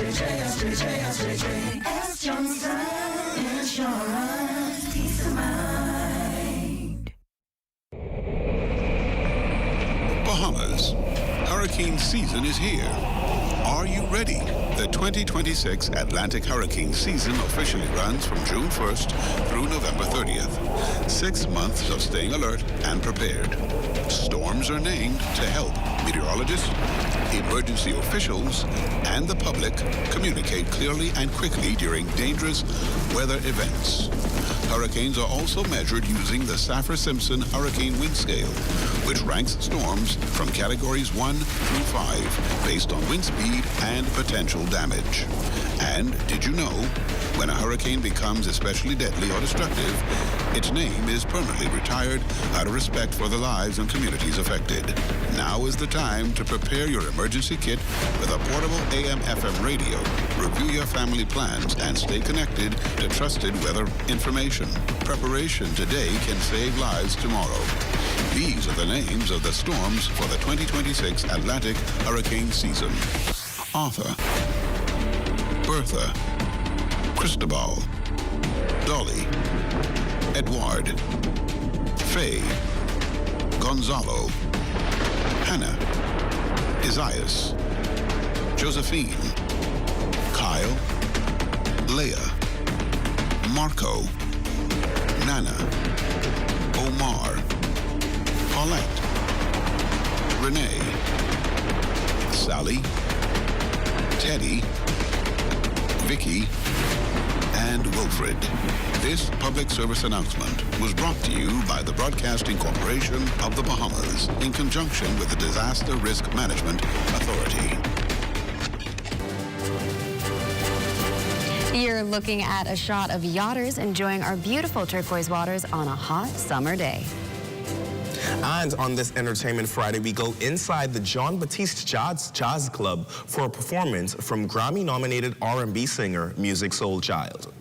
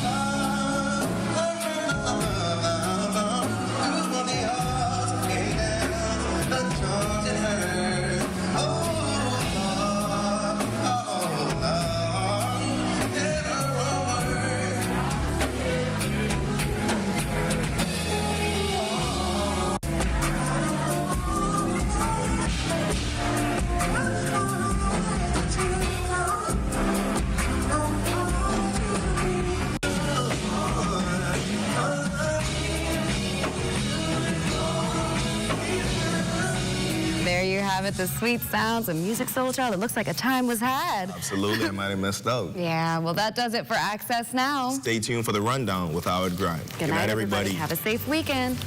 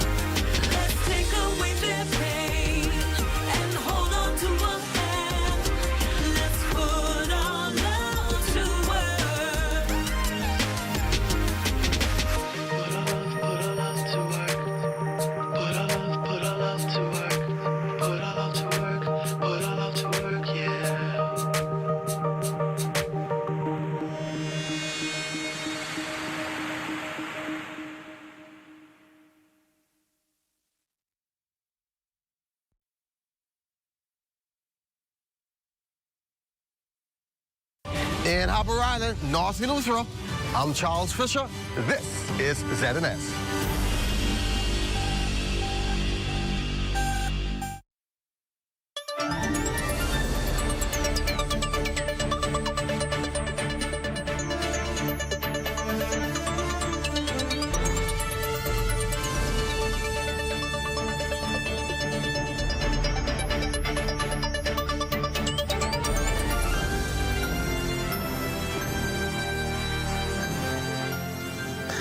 Good evening, ladies and gentlemen, and welcome to the Rundown. It's a beautiful Friday evening at the end of the week. It is a beautiful day. Grateful to be in your company. Always grateful to be here, jamming with you. Welcome to the Rundown. My name is Howard Grant, and we're in for sort of a kind of a wind-down show, a synopsis of the week, and being able to talk about those things. And I'm always grateful that you're here, being able to tune in. We had wonderful shows this week. I got a lot of calls about the show that we had on Tuesday night with Carlisle Bethel, and definitely got a great great call about the show that we had on Monday night with the president of the Bahamas Christian Council, none other than Pastor Mario Moxie. This evening I want to be able to introduce a good old friend that I have from specific places. Let's be decent about that. And he's in a strategic position to be able to talk to us about Superior Speakers Bureau, LLC. And they're going to be having a first annual Bahamas Unity and Heritage Festival come next weekend, so July 31st. They're going to be having a significant event to be able to talk about that. He is one of the event coordinators and definitely one of the event advisors in this particular space. He's an author and definitely a motivational speaker. You should know him. If you don't, you're going to get to know him this evening. I want to introduce you to none other than Dr. Sherman Stevens. This is absolutely wonderful to have you with us, my brother. My pleasure. Absolutely. Talk to me. Introduce yourself to the persons. Let them know exactly who you are. Well, I am a public speaker, motivational speaker in particular. I'm an author of a book, How to Cope with Life Struggles, and I am deeply involved with the Toastmasters International Organization, and we have an international event coming here with 12 international speakers from the USA, Canada, and of course, I'm the representative for the Commonwealth of the Bahamas. So tell me about Superior Speakers. This is the first time I would have heard about this. I know that we have good speakers. I know that we have Toastmasters, but I didn't know that there was a 33-degree position for Superior Speakers. Tell me about Superior Speakers. Well, it's interesting. We are members, all of us are members from Superior Speakers Advanced Club. This is an advanced club that is seeking international accreditation for becoming paid public speakers internationally. So that is the difference that we have between the normal Toastmasters Club. You can become a member. I gotta get in this. You will have to be a member of one of the other clubs first. Yeah, this, that. Yes. And this is one of the clubs that you work your way up to? That is correct. Okay, good. Yes. So tell me about this event that you guys got going on. I understand that it's the first annual Bahamas Unity and Heritage Festival weekend for leadership, culture, community, and impact. Tell me about it. Well, I was fortunate that I was able to influence all the other persons who's a part of this. The other organizer is Christine Campbell, a distinguished Toastmaster, who is also the president of Superior Speakers Advanced Club. Now, this is a branch from the Toastmasters Club. It's a speakers club where we are being trained and credentialed in order to become international speakers. So the Bahamas is the first place. That's why it's the first annual, because we expect that it will be a touristic thing as well, where we bring people here. And we have quite a bit of persons coming and coming along with the speakers too. Tell me this now. What is the objective? Because we got a few minutes before we have to be able to take a break, but tell me what's the objective that we can pull out of this? If persons are coming to this event, what can they look forward to being able to hear and see? Well, we believe that our country as a whole needs to be more unified. There's so many things that may be in a disarray, and so we think that the purpose of this is to strengthen the Commonwealth of the Bahamas. I like it. And that's why we have different subject matters that different speakers will be speaking about to enhance growth, not only in communication, but in leadership responsibilities, whatever leadership that may be. Now, you say it's a free workshop that you're going to be having. How can people become a part of this? You started to tell me about Eventbrite. Tell me about any numbers so persons could know how to be able to be a part of this. Well, they can go online and search on Eventbrite site for Bahamas. They can search Bahamas Unity and Heritage Festival. And this is Friday, the 31st of July, between the hours of 8 a.m. The 1 hour later, which is 9 a.m. to 1, the speaking segment would start. We have an official ceremony for the first hour where we invited dignitaries, government dignitaries, persons from the state to come and bring brief remarks, and we set the order of the day. Now, those who register for the first session, which is 9 to 1, they do not need to register for the second session, which begins at 2 to 6 p.m. on the same day. It's the same event, the same 12 speakers presenting before a different audience. Okay. All right. So, Dr. Stevens, I want to thank you so very kindly for being able to be here with us. You said persons could go on Eventbrite, find out the information. There are 2 sessions, 9 a.m. To 1, and then from 2 p.m. to 6 p.m., July 31st. Where's it going to be located? It's going to be located at the Children's Chapel, Church of God of Prophecy on East Street. That's for the first day event. And the second one, which is a cultural event, that's between the hours of noon on Saturday, August the 1st, until 6 p.m., and that would be at Fish Fry location. It's cultural, Junkanoo rush out and everything. Okay. Well, ladies and gentlemen, if you want to find out more information about that, you can have www.superiorspeakers.com or info@superiorspeakers.com. Like you said, you can be able to book yourself and make sure that you're registered and taken care of in those areas at Eventbrite, and go on the site and look for Bahamas and take care of that, all right?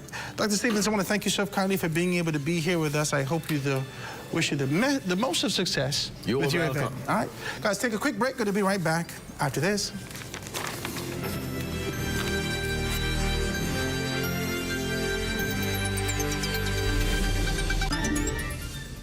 Let's swim Bahamas, bring water hazards to an end. Let's swim Bahamas. Water safety rule number 3. Do not duck or hold other swimmers underwater. Use rough horseplay or show off in or around the water. Let's swim Bahamas, bring water hazards to an end. Water hazards to an end.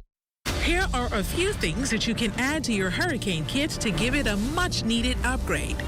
Portable power banks, solar chargers, solar-powered radios, and similar items. While you're at it, make sure you're stocked up on the regulars: battery-operated radio and flashlight, additional batteries, a comprehensive first aid kit, along with 2 weeks of medication. Be sure to add life vests for family members and a toolkit. There should be 1 gallon of water per day for each member of your family, and non-perishable food. Be sure to secure important documents like banking and insurance information and government-issued identification. And pay close attention to the ZNS network for all your weather updates. If this seems like a lot, think of it as survival through preparation. This season, be weather smart, weather safe.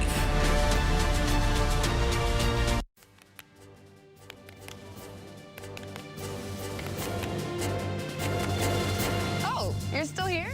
But of course you are. But be sure to tune in every weekday at 7:30 p.m. for the Bahamas Tonight Access Now, where we bring you the brighter side of news.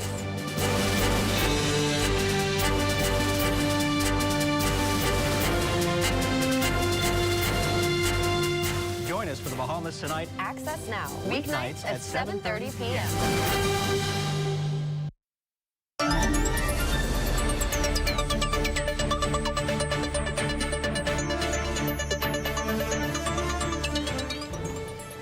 And we are back, ladies and gentlemen. Welcome back to the Rundown. This is a beautiful Friday evening. I hope you guys are good out there as we continue to be able to kind of, compress these things and have a great conversation about the week and what it was.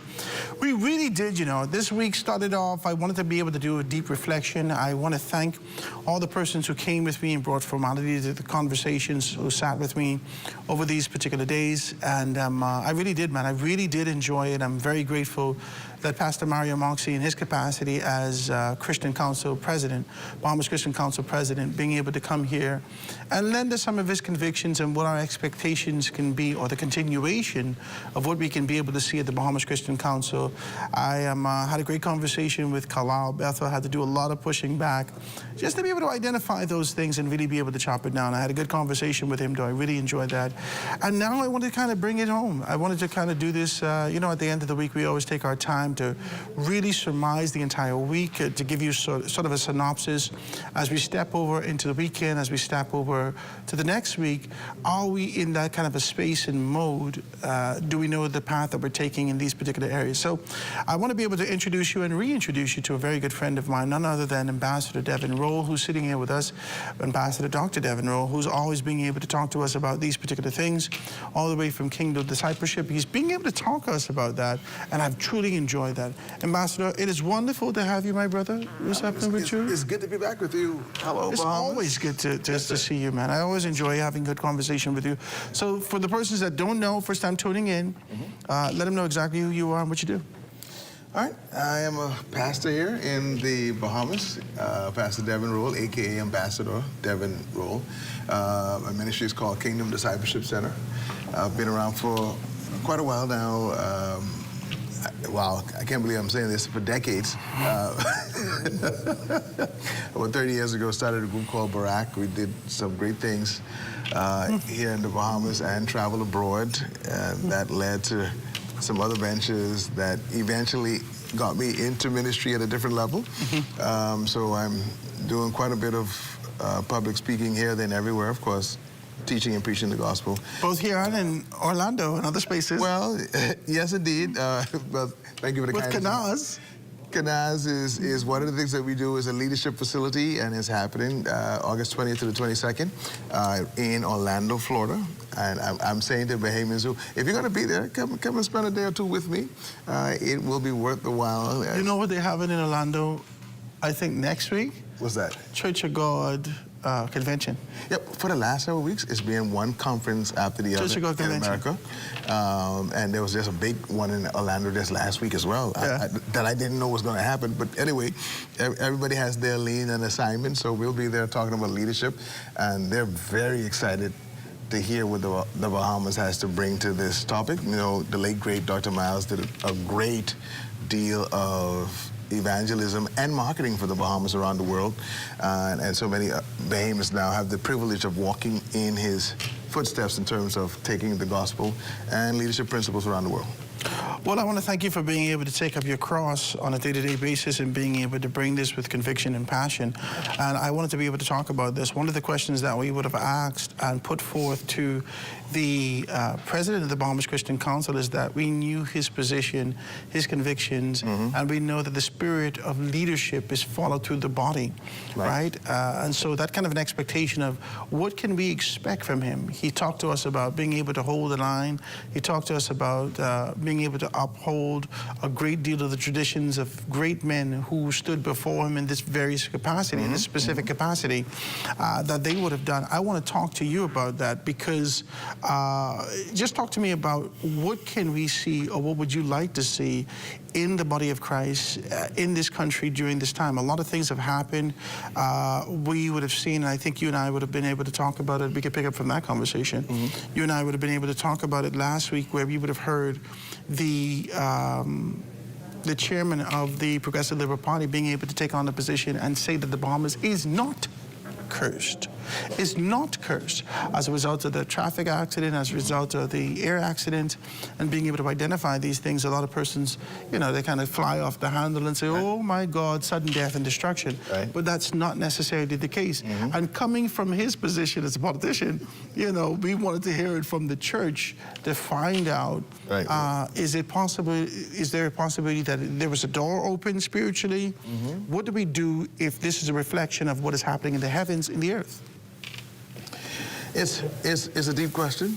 It's complex, and we would be foolish to not entertain or to investigate the spiritual position on this. When we were here last time, we talked about not jumping to conclusions and not being insensitive in terms of the early aftermath of the tragedies. We said that the country needs love, prayer, and to be considered for families who are walking around on all of these islands connected to these persons who passed. Now, and you kind of pushed me into the next level or stage of it too. We began to talk about the fact that now we need to examine some things to see if, in fact, there were some things undone, unchecked, or things that need to be improved upon to make sure these kinds of things don't happen again.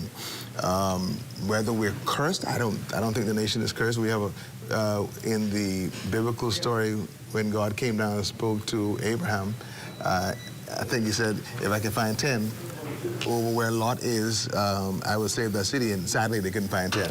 I believe. Lot negotiated with it. He said, okay, all right, 9.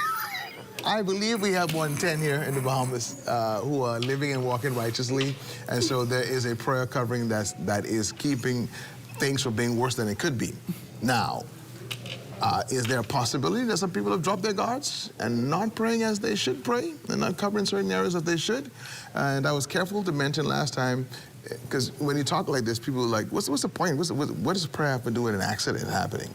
Well, we believe, we who are Christian, we believe that God supernaturally protects and he covers us. And when you look at the history of our country, we've had tremendous favor.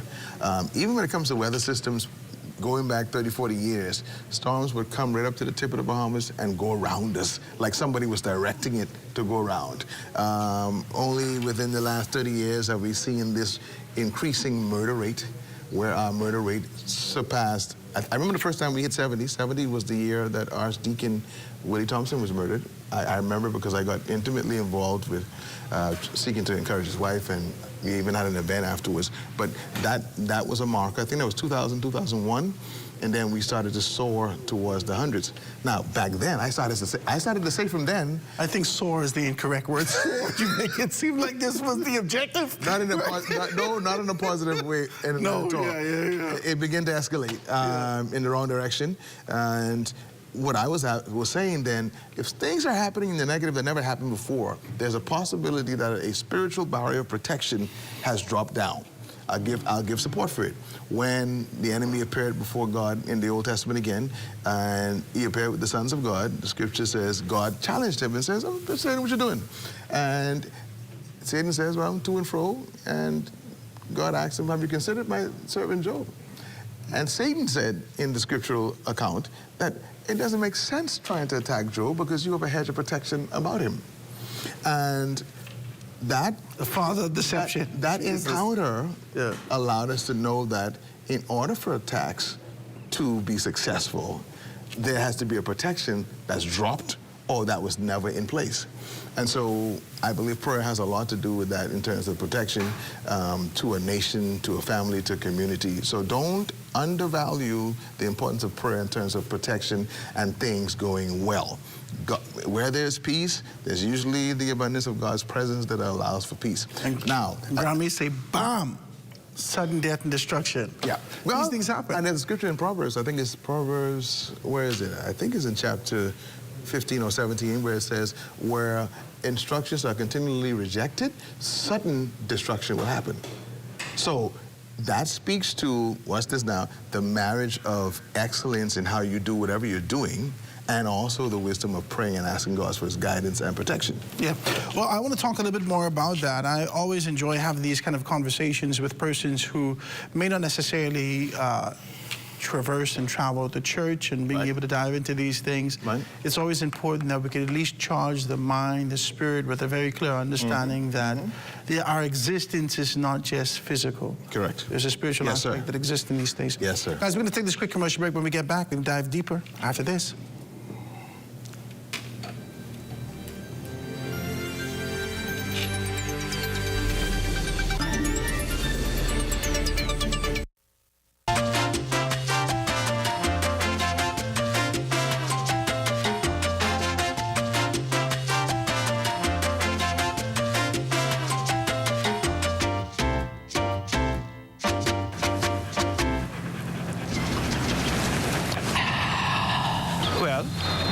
tell me, what about you, what? Well, I thirsty too, you know. You want to see all the water out there? Well, why you don't give me your water, and then you go try and drink that salt water? You crazy, eh? I ain't the one talking to a dog, you know. Ain't nobody could drink salt water. Then why you won't give it to me?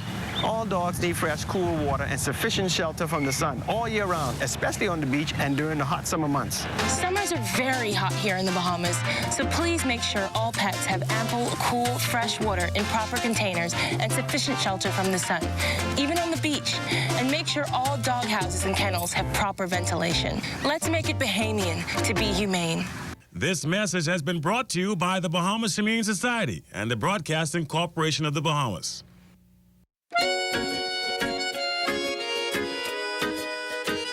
Did you know that it's easy to teach a pot cake new tricks? Just go grab a treat and show them what you'd like them to do. Whether it be sit, stay, or walk properly on a leash, pot cakes are very intelligent and always want to please. Try it with your dog today. Ginger. Set. Good day. Good boy. Down. Yes. Roll over. Roll over. All the way. Roll over. Come on. All right.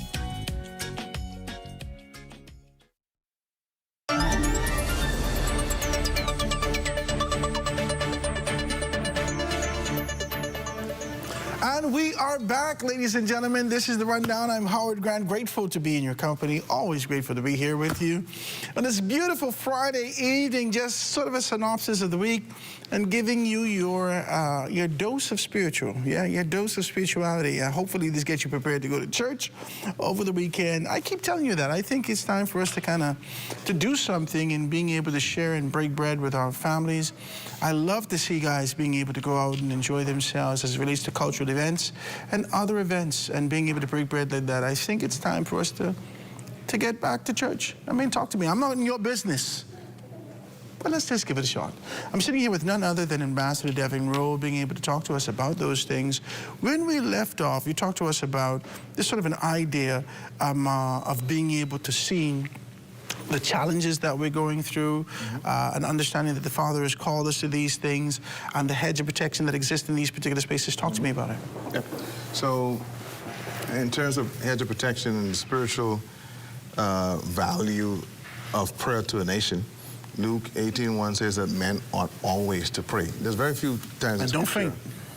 Exactly. If you pray, you will not faint. So if you don't pray, you end up fainting. Very few places in Scripture do you hear any instruction to always do something. Prayer is that significant thing that God says we ought to do always. Now, you just invited the country to go back to church. I think that's very timely, very necessary, and I'm going to say it from this standpoint. So a few years ago, I was in the school system educationally, assisting quite a few schools, and I took it as a personal mission to just do a kind of analysis to see how many of our young people are still going to church. No. I would ask entire classrooms for the church, and no one goes to church consistently in the class. 40. What grade is this?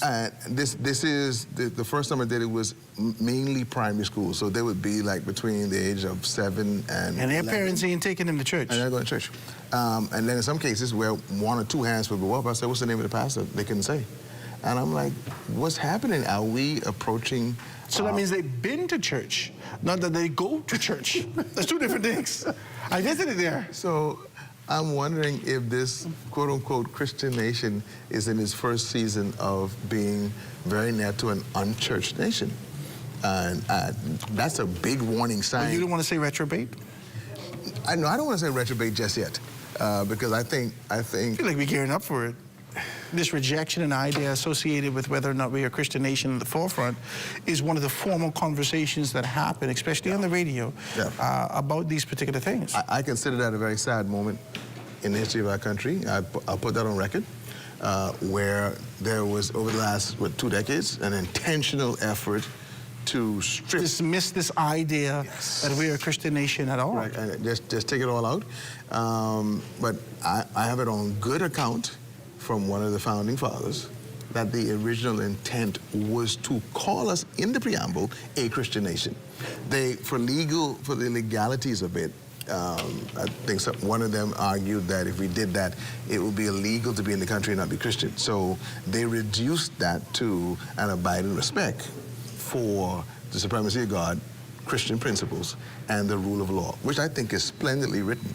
But it conveys clearly that the intent is to be a God-fearing nation, and that doesn't need to move. There's a blessing in that. Well, a lot of persons don't necessarily feel it. I think we are so wrapped up in this time with what we don't have. Right.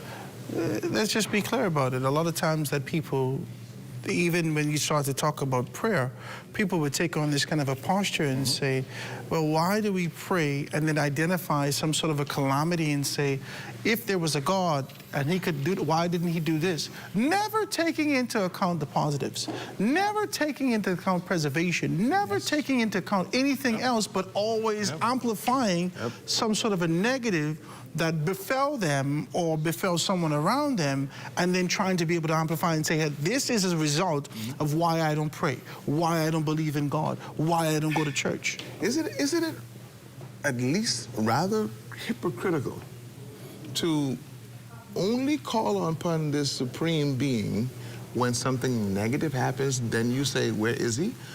He's the same place he was before the negative. When everything was good. When you were not even giving any attention to him. Yeah. He's in the same position when he protected you and your family all those countless days that you never said thank you. So it's a little arrogant and I think hypocritical for us to be like, oh, where was God when that happened? And we have to remember too, Genesis 1:26, God gave dominion of the earth to man. That has not changed. And so a lot of times there's some things that we're being irresponsible with that's causing some things to happen. I see that there now segues to opening the door for the examination of are we doing all that we should do when these things happen. Yeah. Well, I like this, man. I like this kind of a conversation. I wanted to talk to you about those things. I wanted to talk to you about where we are. Most recently, we would have seen a great deal of things. I didn't have an opportunity. On Wednesday's newspaper, in the paper, the Bahamas Christian Council started to be able to talk about the importance of a balance. I don't know if you saw that. No, that's it. The importance of a balance as it relates to the sexual offenders registry and whether or not we should be able to put these names at the forefront. I take umbrage with that and a very strong position because there's no consideration given to the victims of these particular crimes. So let's be decent about this. Let's be decent about this. Last week, we would have seen in the newspaper where an 11-year-old girl brought a man before the courts after being able to say that she was sexually abused by this man. This man was her mother's boyfriend. They all lived, her and her 3 siblings, with her mother, and this man lived in an efficiency. This is how the story went. Wow. All right? She indicated in the story, as she was being cross-examined and going through what she was going through, she indicated in the story the 11-year-old girl, I think she's now 12, this happened in August of 2025. In the story, she indicated that her mother and 3 siblings went out and left her home with this man. She indicated the man advanced her after she would have come out of the bathroom, so forth and so on. She tell the whole story. Go look in the paper, you would see it. But then she said this happened between August 1st and August 25th. She said nothing about this until October. And in October, she only said something after she ran away to her aunt's house. This is the story now. I'm not making none of this up. She ran away to her aunt's house and said her mother's boyfriend sexually abused her. Her aunt questioned her a little bit more, then aunt called another auntie to find out exactly what was going on. And as a result of that, they called it the police. The police arrested the gentleman. The gentleman's name splattered all over the newspaper. His name is Anthony Bain, 50 years old.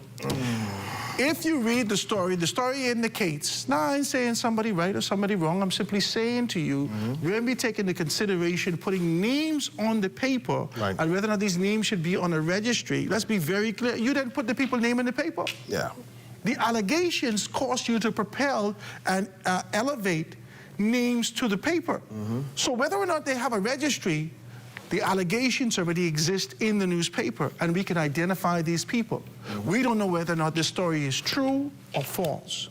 We don't know whether or not this happened because the same time and in the same breath, she said she ran away because she was afraid of being disciplined by the same man. This is a confusing story to me. And I think that we need to get to the core of the matter before we make a determination as to whether or not we put Anthony Bain, Tony, I don't even know the fellow, Tony's name in the paper so that every one of us socially could levy condemnation upon him without being able to know the whole matter that exists in these particular spaces. Yeah. So when I read the story on Wednesday that actually spoke to whether or not the Christian Council would take on this kind of a position, and very diplomatic in their position, being able to say it's important to be able to have social balance. We had a great opportunity to be able to speak to all the principals of these matters and persons in these areas, so forth and so on, but don't know that these people's name are already in the newspaper. Now, after we have stretched this far and wide from east to west and we get to the core with evidence and a jury of his peers find this particular person guilty, put them in the paper. I don't care if this country was small as the pin of a needlehead. Put these people in the paper. Right. After due process. After due process. Yeah. But now you can't destroy his life, because if you read the story, if you're anything like me, I say, oh Lord, all Tony wanted was companionship and a family, because he's already 50. And he did everything, because if you read the story, she said, he takes care of me, and he takes care of my mother, who doesn't work. So when we read these stories, do we levy condemnation and stamp, from a social standpoint, this sort of an idea that people are guilty as a result of allegations that brought by innocence or perceived innocence? We got to talk about this. Well, I heard a little of the story. I think about the move to, or the question of whether we should put the names out there. I think Sandra Day Patterson, Dr. Sandra Day Patterson weighed in on it, and I think she took quite a bit of attack because, surprisingly, I think it surprised a lot of people, her position was no. Don't put people putting the names out there. And she is the biggest advocate for victims. However, I think she took into account the fact that, one, we are a very small nation, and it's very difficult, whether this person is innocent or guilty, for them to reclaim their status, their integrity, after you've put them out there with an allegation that has not been or examined properly. I don't think you should put people's name out there when you levy an allegation against them. Right. I don't think you should. Howard Grant did this to me. Right. We ain't even stretched this out yet. Right. You ain't even identify these things yet. Everything that we know that should happen naturally in these particular cases, none of these things happen. Yeah. You understand what I'm saying? And we've had a tendency of doing that quite a bit, especially when there are situations that involve... And you come to find out people innocent, right. Then what? Especially situations that involve some of the visitors to our country. The minute we hear an accusation, people come in the air and say this shouldn't happen, that shouldn't happen, and they talk about the person who is alleged to have done something. And I always say to myself, looking at the news, this is not fair. You don't even know these people come to this country to scam you. Yeah, so I think your advocacy here is worthwhile. We need to protect people's, well, innocent until proven guilty. Yeah. Yeah, and I think it's very important, and there should be this sort of this process, and I understand Dr. Patterson in her particular position, but I'm an advocate for putting, after you would have identified without a shadow of a doubt, I'm an advocate for putting that out. Yeah. I think you should protect both the victim and the perceived or alleged perpetrator before we do any of those things. When we get back, we can talk a little bit more about that, guys. This is The Rundown. I'm Howard Grant. Quick break. Going to be right back after this.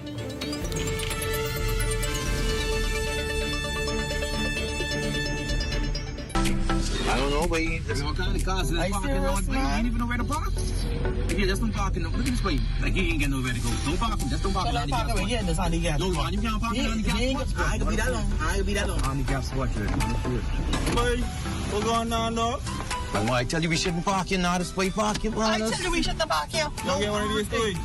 My bad big bro, and he got a sticker inside that say this mother, we gotta move. This is a handicap spot. That's what we gotta move. But we gotta move. Don't leave me right now. Sorry. Be considerate. Don't use disabled parking spaces without a decal in your vehicle.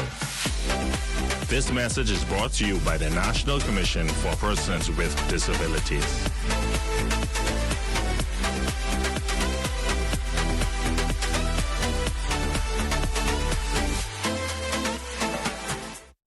to the program, Living by Faith with Bishop Valentino Williams of Life Changes Ministries International. Sundays at 5:30 p.m. on ZNS TV station.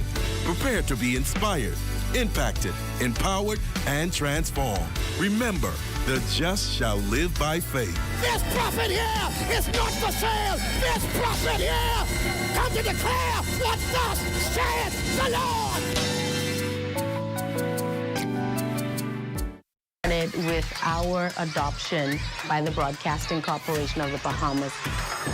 We figured that we could use the First Bahamas branch of Toastmasters Club 1600, an all-male club that specializes and focuses on developing young men for leadership through communication.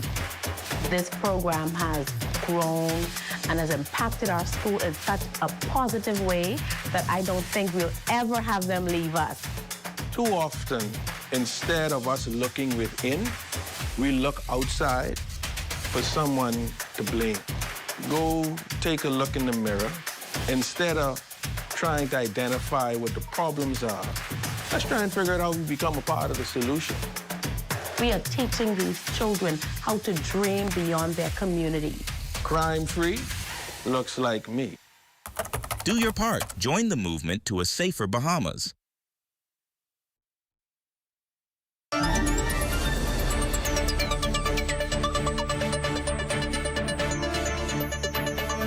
And we are back, ladies and gentlemen. This is The Rundown. I'm Howard Grant. Grateful to be with you. Always grateful to talk like this and being able to do this. I just want to be able to talk about real issues that matter in this country. I want to talk to you about this kind of an unfair posture that we have. When we left off, we started to talk about what we understand, something that is released on Tuesday and in the papers on Wednesday from the Bahamas Christian Council, being able to talk about their position and need for balance as it relates to the sexual predators registry and being able to identify those things. But I just want to be able to talk to you, not because I'm an advocate for these things, not because I just want to be fair in our country, man. You can't destroy people's lives. You can't destroy their livelihood. You can't destroy their position. And this is not me being sympathetic with one person or one gender or another. This is me saying to you, have we found the core of the matter? Is there any truth to these particular things? I'm not dismissing this. I'm saying there should be an opportunity to be able to, there's no way in God's green earth I should know Anthony Bain's name, who's 50 years old. I should not know this man's name, not now, not yet.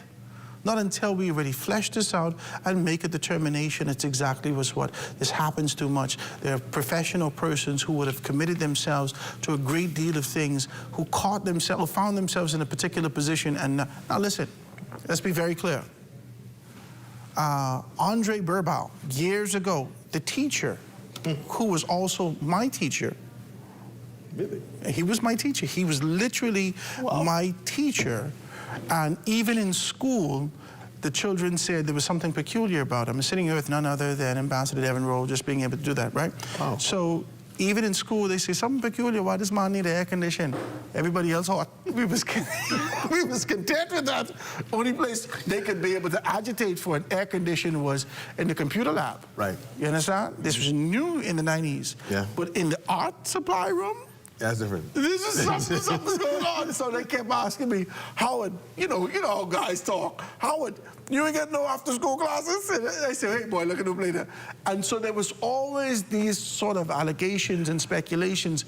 Brought his name to the forefront, come to find out some things were going on. Right. And he got his just due. He's in jail right now. Let's just be very clear about these things.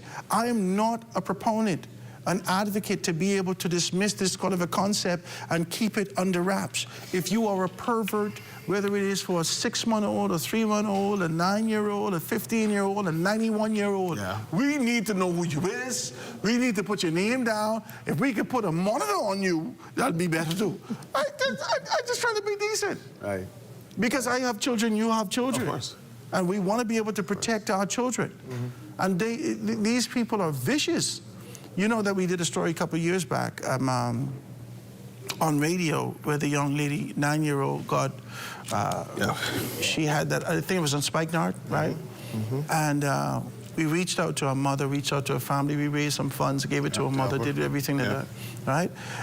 And so let's just be honest, man. We understand that the hurt is here, and we want to be able to help our nation, but we can't do so with being able to hold on to two opinions. The opinion that maybe they shouldn't be seen, the opinion that we know, let it go, let these things go. If these men and women make a determination that they want to be able to step into debauchery, let it be exposed. Let your sexual appetite be on display for the entire country to recognize that you are a monster. And you need to be saying, I know you won't say that, he's decent. No, he's a decent man. But I got to tell you, lock them up. And every time, this is just one suggestion, and I'm gonna let him say this. Every time you set out a Marcos alert, at the bottom of my Marcos alert, put the sexual predator registry right there, so I could see and remember all of these perverts clearly. Because no one says to me, when the 15-year-old girl get fined, and we just casual as a country and throw our phone down, oh, she going looking for man. You need to stop it. Somebody had to go to jail. And you ain't doing no investigation for this. The 14-year-old girl missing. 3 days later, she showed back up. Thanks, everybody. You need to stop. What's going on here? We need to talk about this with clarity, and people need to go to jail. The perpetuation of this particular appetite, sexually and otherwise, needs to stop. Okay, go ahead. No, I hear passion with this, Howard. I agree with you. I'm not going to be 15-year-old, that 14-year-old girl. Yeah, well... And it's bad, it's worse now, because in the 90s and 80s, we knew it was going to be a girl. Right. Today... It could be a boy. Okay, talk to me. Yeah. So, well, it's one of my pet peeves talking about sexual abuses in the country. I've been an advocate when I have the public forum to speak about it. Don't like it. It's been something in our country for a long time that's swept under the rug, because we had a lot of our children being abused for many, many years here in the capital and on the Family Islands. Many cases not ever brought to the fore at all. I've been in situations in rescue missions, trying to help to get children out of homes where they were being abused. And in one case, the mother even helped to make the child look like a culprit, and the child was in fact being abused by the boyfriend, but the boyfriend was financially, whatever the case is. So, but the tie-in with your major point here is that we have systems that need to be overhauled, that need to be looked at. We need, when you were talking earlier, I thought about the fact that citizens getting involved in the legislation of our country, that needs to be increased, because some of the things we crowd for are not as important as others. Like our children being abused, that's very significant. That needs to be, that's something we should be putting pressure on our representatives for in the House. Look here, we need to deal with this situation. We need to bring attention to this. I like how you're calling for fairness at the same time. Don't just kill somebody's character before they've gone through due process. The court of public opinion will kill you. Yeah. Yeah, so we need to be balanced and fair with that. However, we do need to give great urgency to the protection of our children, because many of them, even probably watching us tonight, are in fear of being abused before they go to sleep tonight. In my lane of ministry, because a lot of people come to me at night like Nicodemus, there are a lot of people in our country, sadly, in abusive situations, and they don't feel confident in going to anybody. So create an abuse app. The little children on their phone all Jesus Day. You're ready to light up the over-the-hill community with WhatsApp and Wi-Fi and so forth and so on. Create an abuse app. Let the children, without being able to call, because they ain't got no minutes, let them utilize the telephone to be able to say that I'm abused. Sometimes they have PTSD. They can't even articulate the thing. Yeah. They don't even want to say it, but they can be able to text and say these things. I'm being abused. I'm at this location. Boom, boom, boom. You geotag their location. There are ways to fix this country. Yeah. There are ways to catch a predator. You ain't got to be able to set up as a 13-year-old, cutting up with them, and then voila, we're in the room. You ain't got to do that. We could be able to deal with these things accordingly. There's no way that you're sitting down here and content with the idea that a 13-year-old is being abused. Yeah. There's no way that at 43 we could have a conversation with someone who could recall that they were abused at 11. Yeah. In a new generation in this country, we continue to be able to go through the same thing. There is no way that you could send your children to the out island because your 12-year-old got pregnant. Stop it. This is not right in this country. We got to fix this foolishness, man. You can't be touching the little children. Put them in jail. But before you put them in jail, due process. Let's go to the due process. Don't just put the wrong person in jail, eh, man? That's all I'm saying. What you're saying really is we have to put a higher value on the innocence of our children. Because abused children grow up to become culprits themselves. The evidence is there. The statistics is there. Yeah. I had a friend, and this is national, so I got to be decent. Yeah, I had a friend, and I asked him, why are you a homosexual? Go ahead, Howard. And he said, Howard, I was abused when I was young. Yeah. Honest to God, he said this. He's dead now. Yeah. He died. He said, Howard, I was abused when I was young. He said, and I would cry out so much, and no one ever came to my help. Yeah. He said, it happened so much that I thought that I was bringing pleasure, and I found value in it for me. And so anybody young could get it. Yeah. Let's just be clear. Hurt people. Hurt people. Hurt people. Yeah. Yeah. And this country is suffering so much. It's time for us to have a sobering conversation about this. It's too casual about it.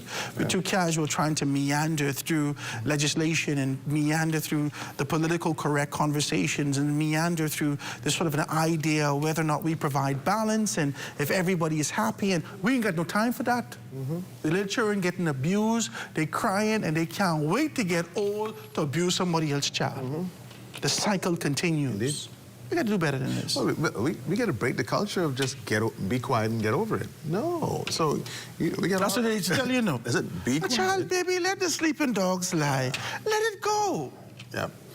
One time you call an example just now, but I have tons of examples where people have come to me in their 40s and have not ever said what happened to them. They never get over it. Yeah. You don't understand why they are dysfunctional relationships. You don't understand why they're in these particular positions. You just call them an introvert. You call them antisocial. You call them all these things. They're hurt. They're traumatized. These people are broken. Yeah. And sometimes, you ain't want to talk about this piece, but a lot of this happens, and a lot of people voice this opinion when it happened in the church. I knew you were going to do that. I was going to tell you that, right? But it's the truth. Yeah, no, it is true. I can't. You know what they call it now? They call it church hurt. Church hurt. Okay, good. Talk to me. No, but, well, my response, as I know time is wrapping up, is wherever light comes, darkness can no longer abide. Sadly, we've been operating in many spaces in the inverse of that principle. We expand the darkness. No, we need, like what you're doing now, in terms of the exposure and calling this out, you're shining light into the area. And even here in the National Voice, I pray that somebody's getting a breakthrough and a deliverance. Get a breakthrough in Jesus' name. And stop looking at the young guys talking about one more mango season. Stop with your indecency. We watching you, you know. Hopefully somebody will be set free and because of exposure and light coming to this tonight. Yep. It's necessary. If you're going to have a healthier nation going forward. I want to thank you all. And let's find a way to be able to stop cloaking these dusty old men in Jesus' name. I just want to be decent as I say this to you. And trying to say, well, you know, watch out for Uncle Junior. Just don't let the children stay around them. Call the police. Make a complaint. Protect our children. They are a representation of this Bahama land that we love and the next generation. You protect your politician. You wouldn't let nobody say nothing but your politician. But little Johnny, don't worry about him. You let him go. You need to stop it. That's it for the show this evening, guys. I want to thank you so very kindly for being able to tune in with us right here. Be sure that you stay locked on and locked in to ZNS Network for the Bahamas tonight at 11 p.m. It's the final newscast in the country with the latest in news and information from Corvell Piper. From all of us here at ZNS, I'm Howard Grant, and thanks so much for joining us.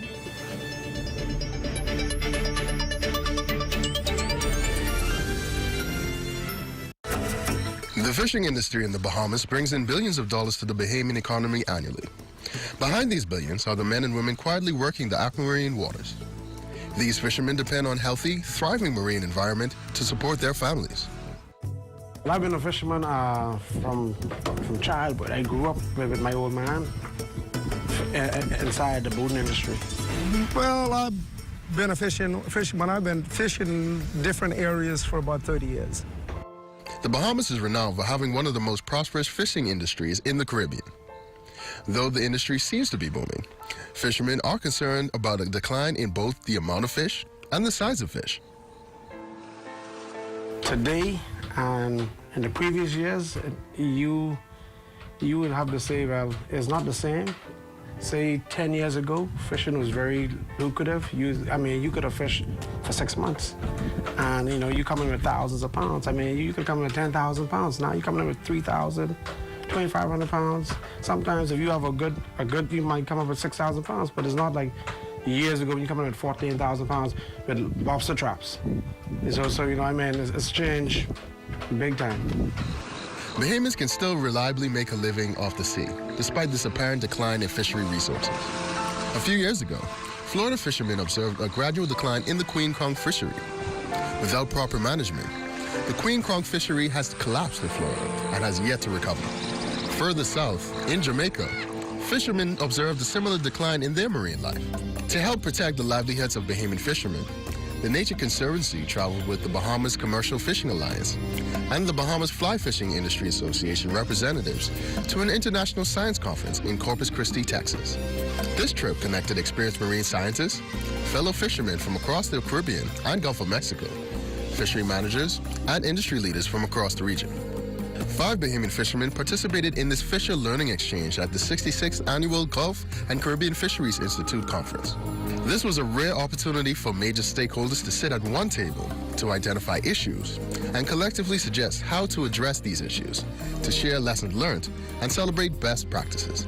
When I went for the exchange in Texas, I hope to gain a lot of experience from other countries and what they're dealing with, so that I can bring back here to my hometown to say, well, these are what people doing in Texas or down in Guyana or Jamaica or whatever this is. I had hoped mainly to learn some of the different techniques that they use in fishing, see what types of fish they fish for, and compare the ways they fish with them compared to the way we fish for the same species here, as well as I wanted to have an idea of what they had in terms of stocks in particular species compared to what we had here in the Bahamas.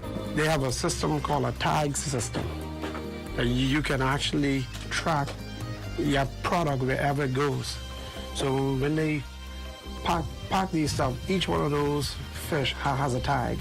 So wherever they go, in whichever part of the world that they go, you can actually track your product. And I think also it boosts the value. The Bahamian group had the opportunity to speak directly with the fishermen from the Gulf Coast and learn about their daily operations, including the vessels they operate and sustainable fishery methods that they employ. Additionally, the group visited one of Texas's well-known marine protected areas, Padre Island, to see how it operates and the benefits of this designated area. I always thought marine protected areas were very important, realizing what we have, what those guys had and don't have now, and realizing that we still have an opportunity to preserve a lot of what we have or not allow it to slip away from us. After seeing what Padre Island had, I think that the Bahamas can do similar things to generate funds. I mean, there's a lot of people out there, with their own crafts, souvenirs, and you could turn them into, like print shirts and so on. Like, we have like Exumaland, Sea Park, like stuff like that. They have the shirts that you could sell, and they have them here. I think it can. Well, we can use our straw market where we sell all these Bahamian-made wares and stuff, but we can do it at these marine protected areas. We can do it at on a much smaller scale, and we do it in an environmentally friendly way, but we allow Bahamians to sell Bahamian-made craft, again, in an environmentally friendly way, but we allow them an opportunity to profit in a real big way from this. Establishing marine protected areas and performing other marine management activities are common internationally. In the Bahamas, the Nature Conservancy is working with conservation partners and the government to help protect the livelihoods of fishermen by researching which areas should be protected and consulting with fishermen and other stakeholders about how to protect these areas. All stakeholders, including community members, fishermen, and the government, must be actively involved in efforts to help maintain a healthy environment to ensure the sustainability of our marine resources. We are lucky here in the Bahamas because what I've learned in other countries, like their fishing is like depleted, especially Jamaica and down in other parts of the islands. You know, but here we still have an opportunity to sustain what we have here. You know, if everybody would get together, work together, and try and sustain our fishermen. The way I feel now about the marine protected areas now, I think they're good, they're great. I mean, for example, Belize. You know, I mean, Belize now is one of the number one place for nice, beautiful reefs. And, before that, years ago, it wasn't until they came together as a community and they made all these protected areas and they brought all the reefs back. And I think in some parts here in the Bahamas, if we do the same thing, I think a lot of our reefs that have been killed, after a while, if you make these certain areas a protected area, after a while, you see those reefs come back as well. After my trip to Texas as a part of that fisherman's exchange, I think it is so important now for as many Bahamian fishermen as possible to take, whenever possible, those kind of trips, because there's so much that you can learn from fishermen, from places, in other places in the Caribbean as well as the Gulf states, about marine protection, conservation. If you listen to some of these guys and some of the horror stories they tell about the fisheries in their areas, you would come back here feeling that it is absolutely urgent to put things in place now that would protect us 20, 50 years down the line so that we don't become like some of these other countries and let what we have get away so easily.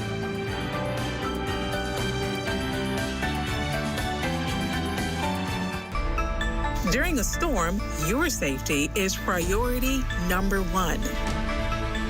Stay indoors and away from windows and avoid going outside. Keep a flashlight handy and tune in to all official updates. Never use candles. They are a fire risk. Stay calm, stay connected, stay safe.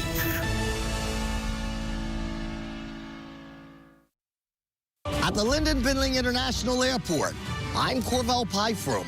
This is ZNS.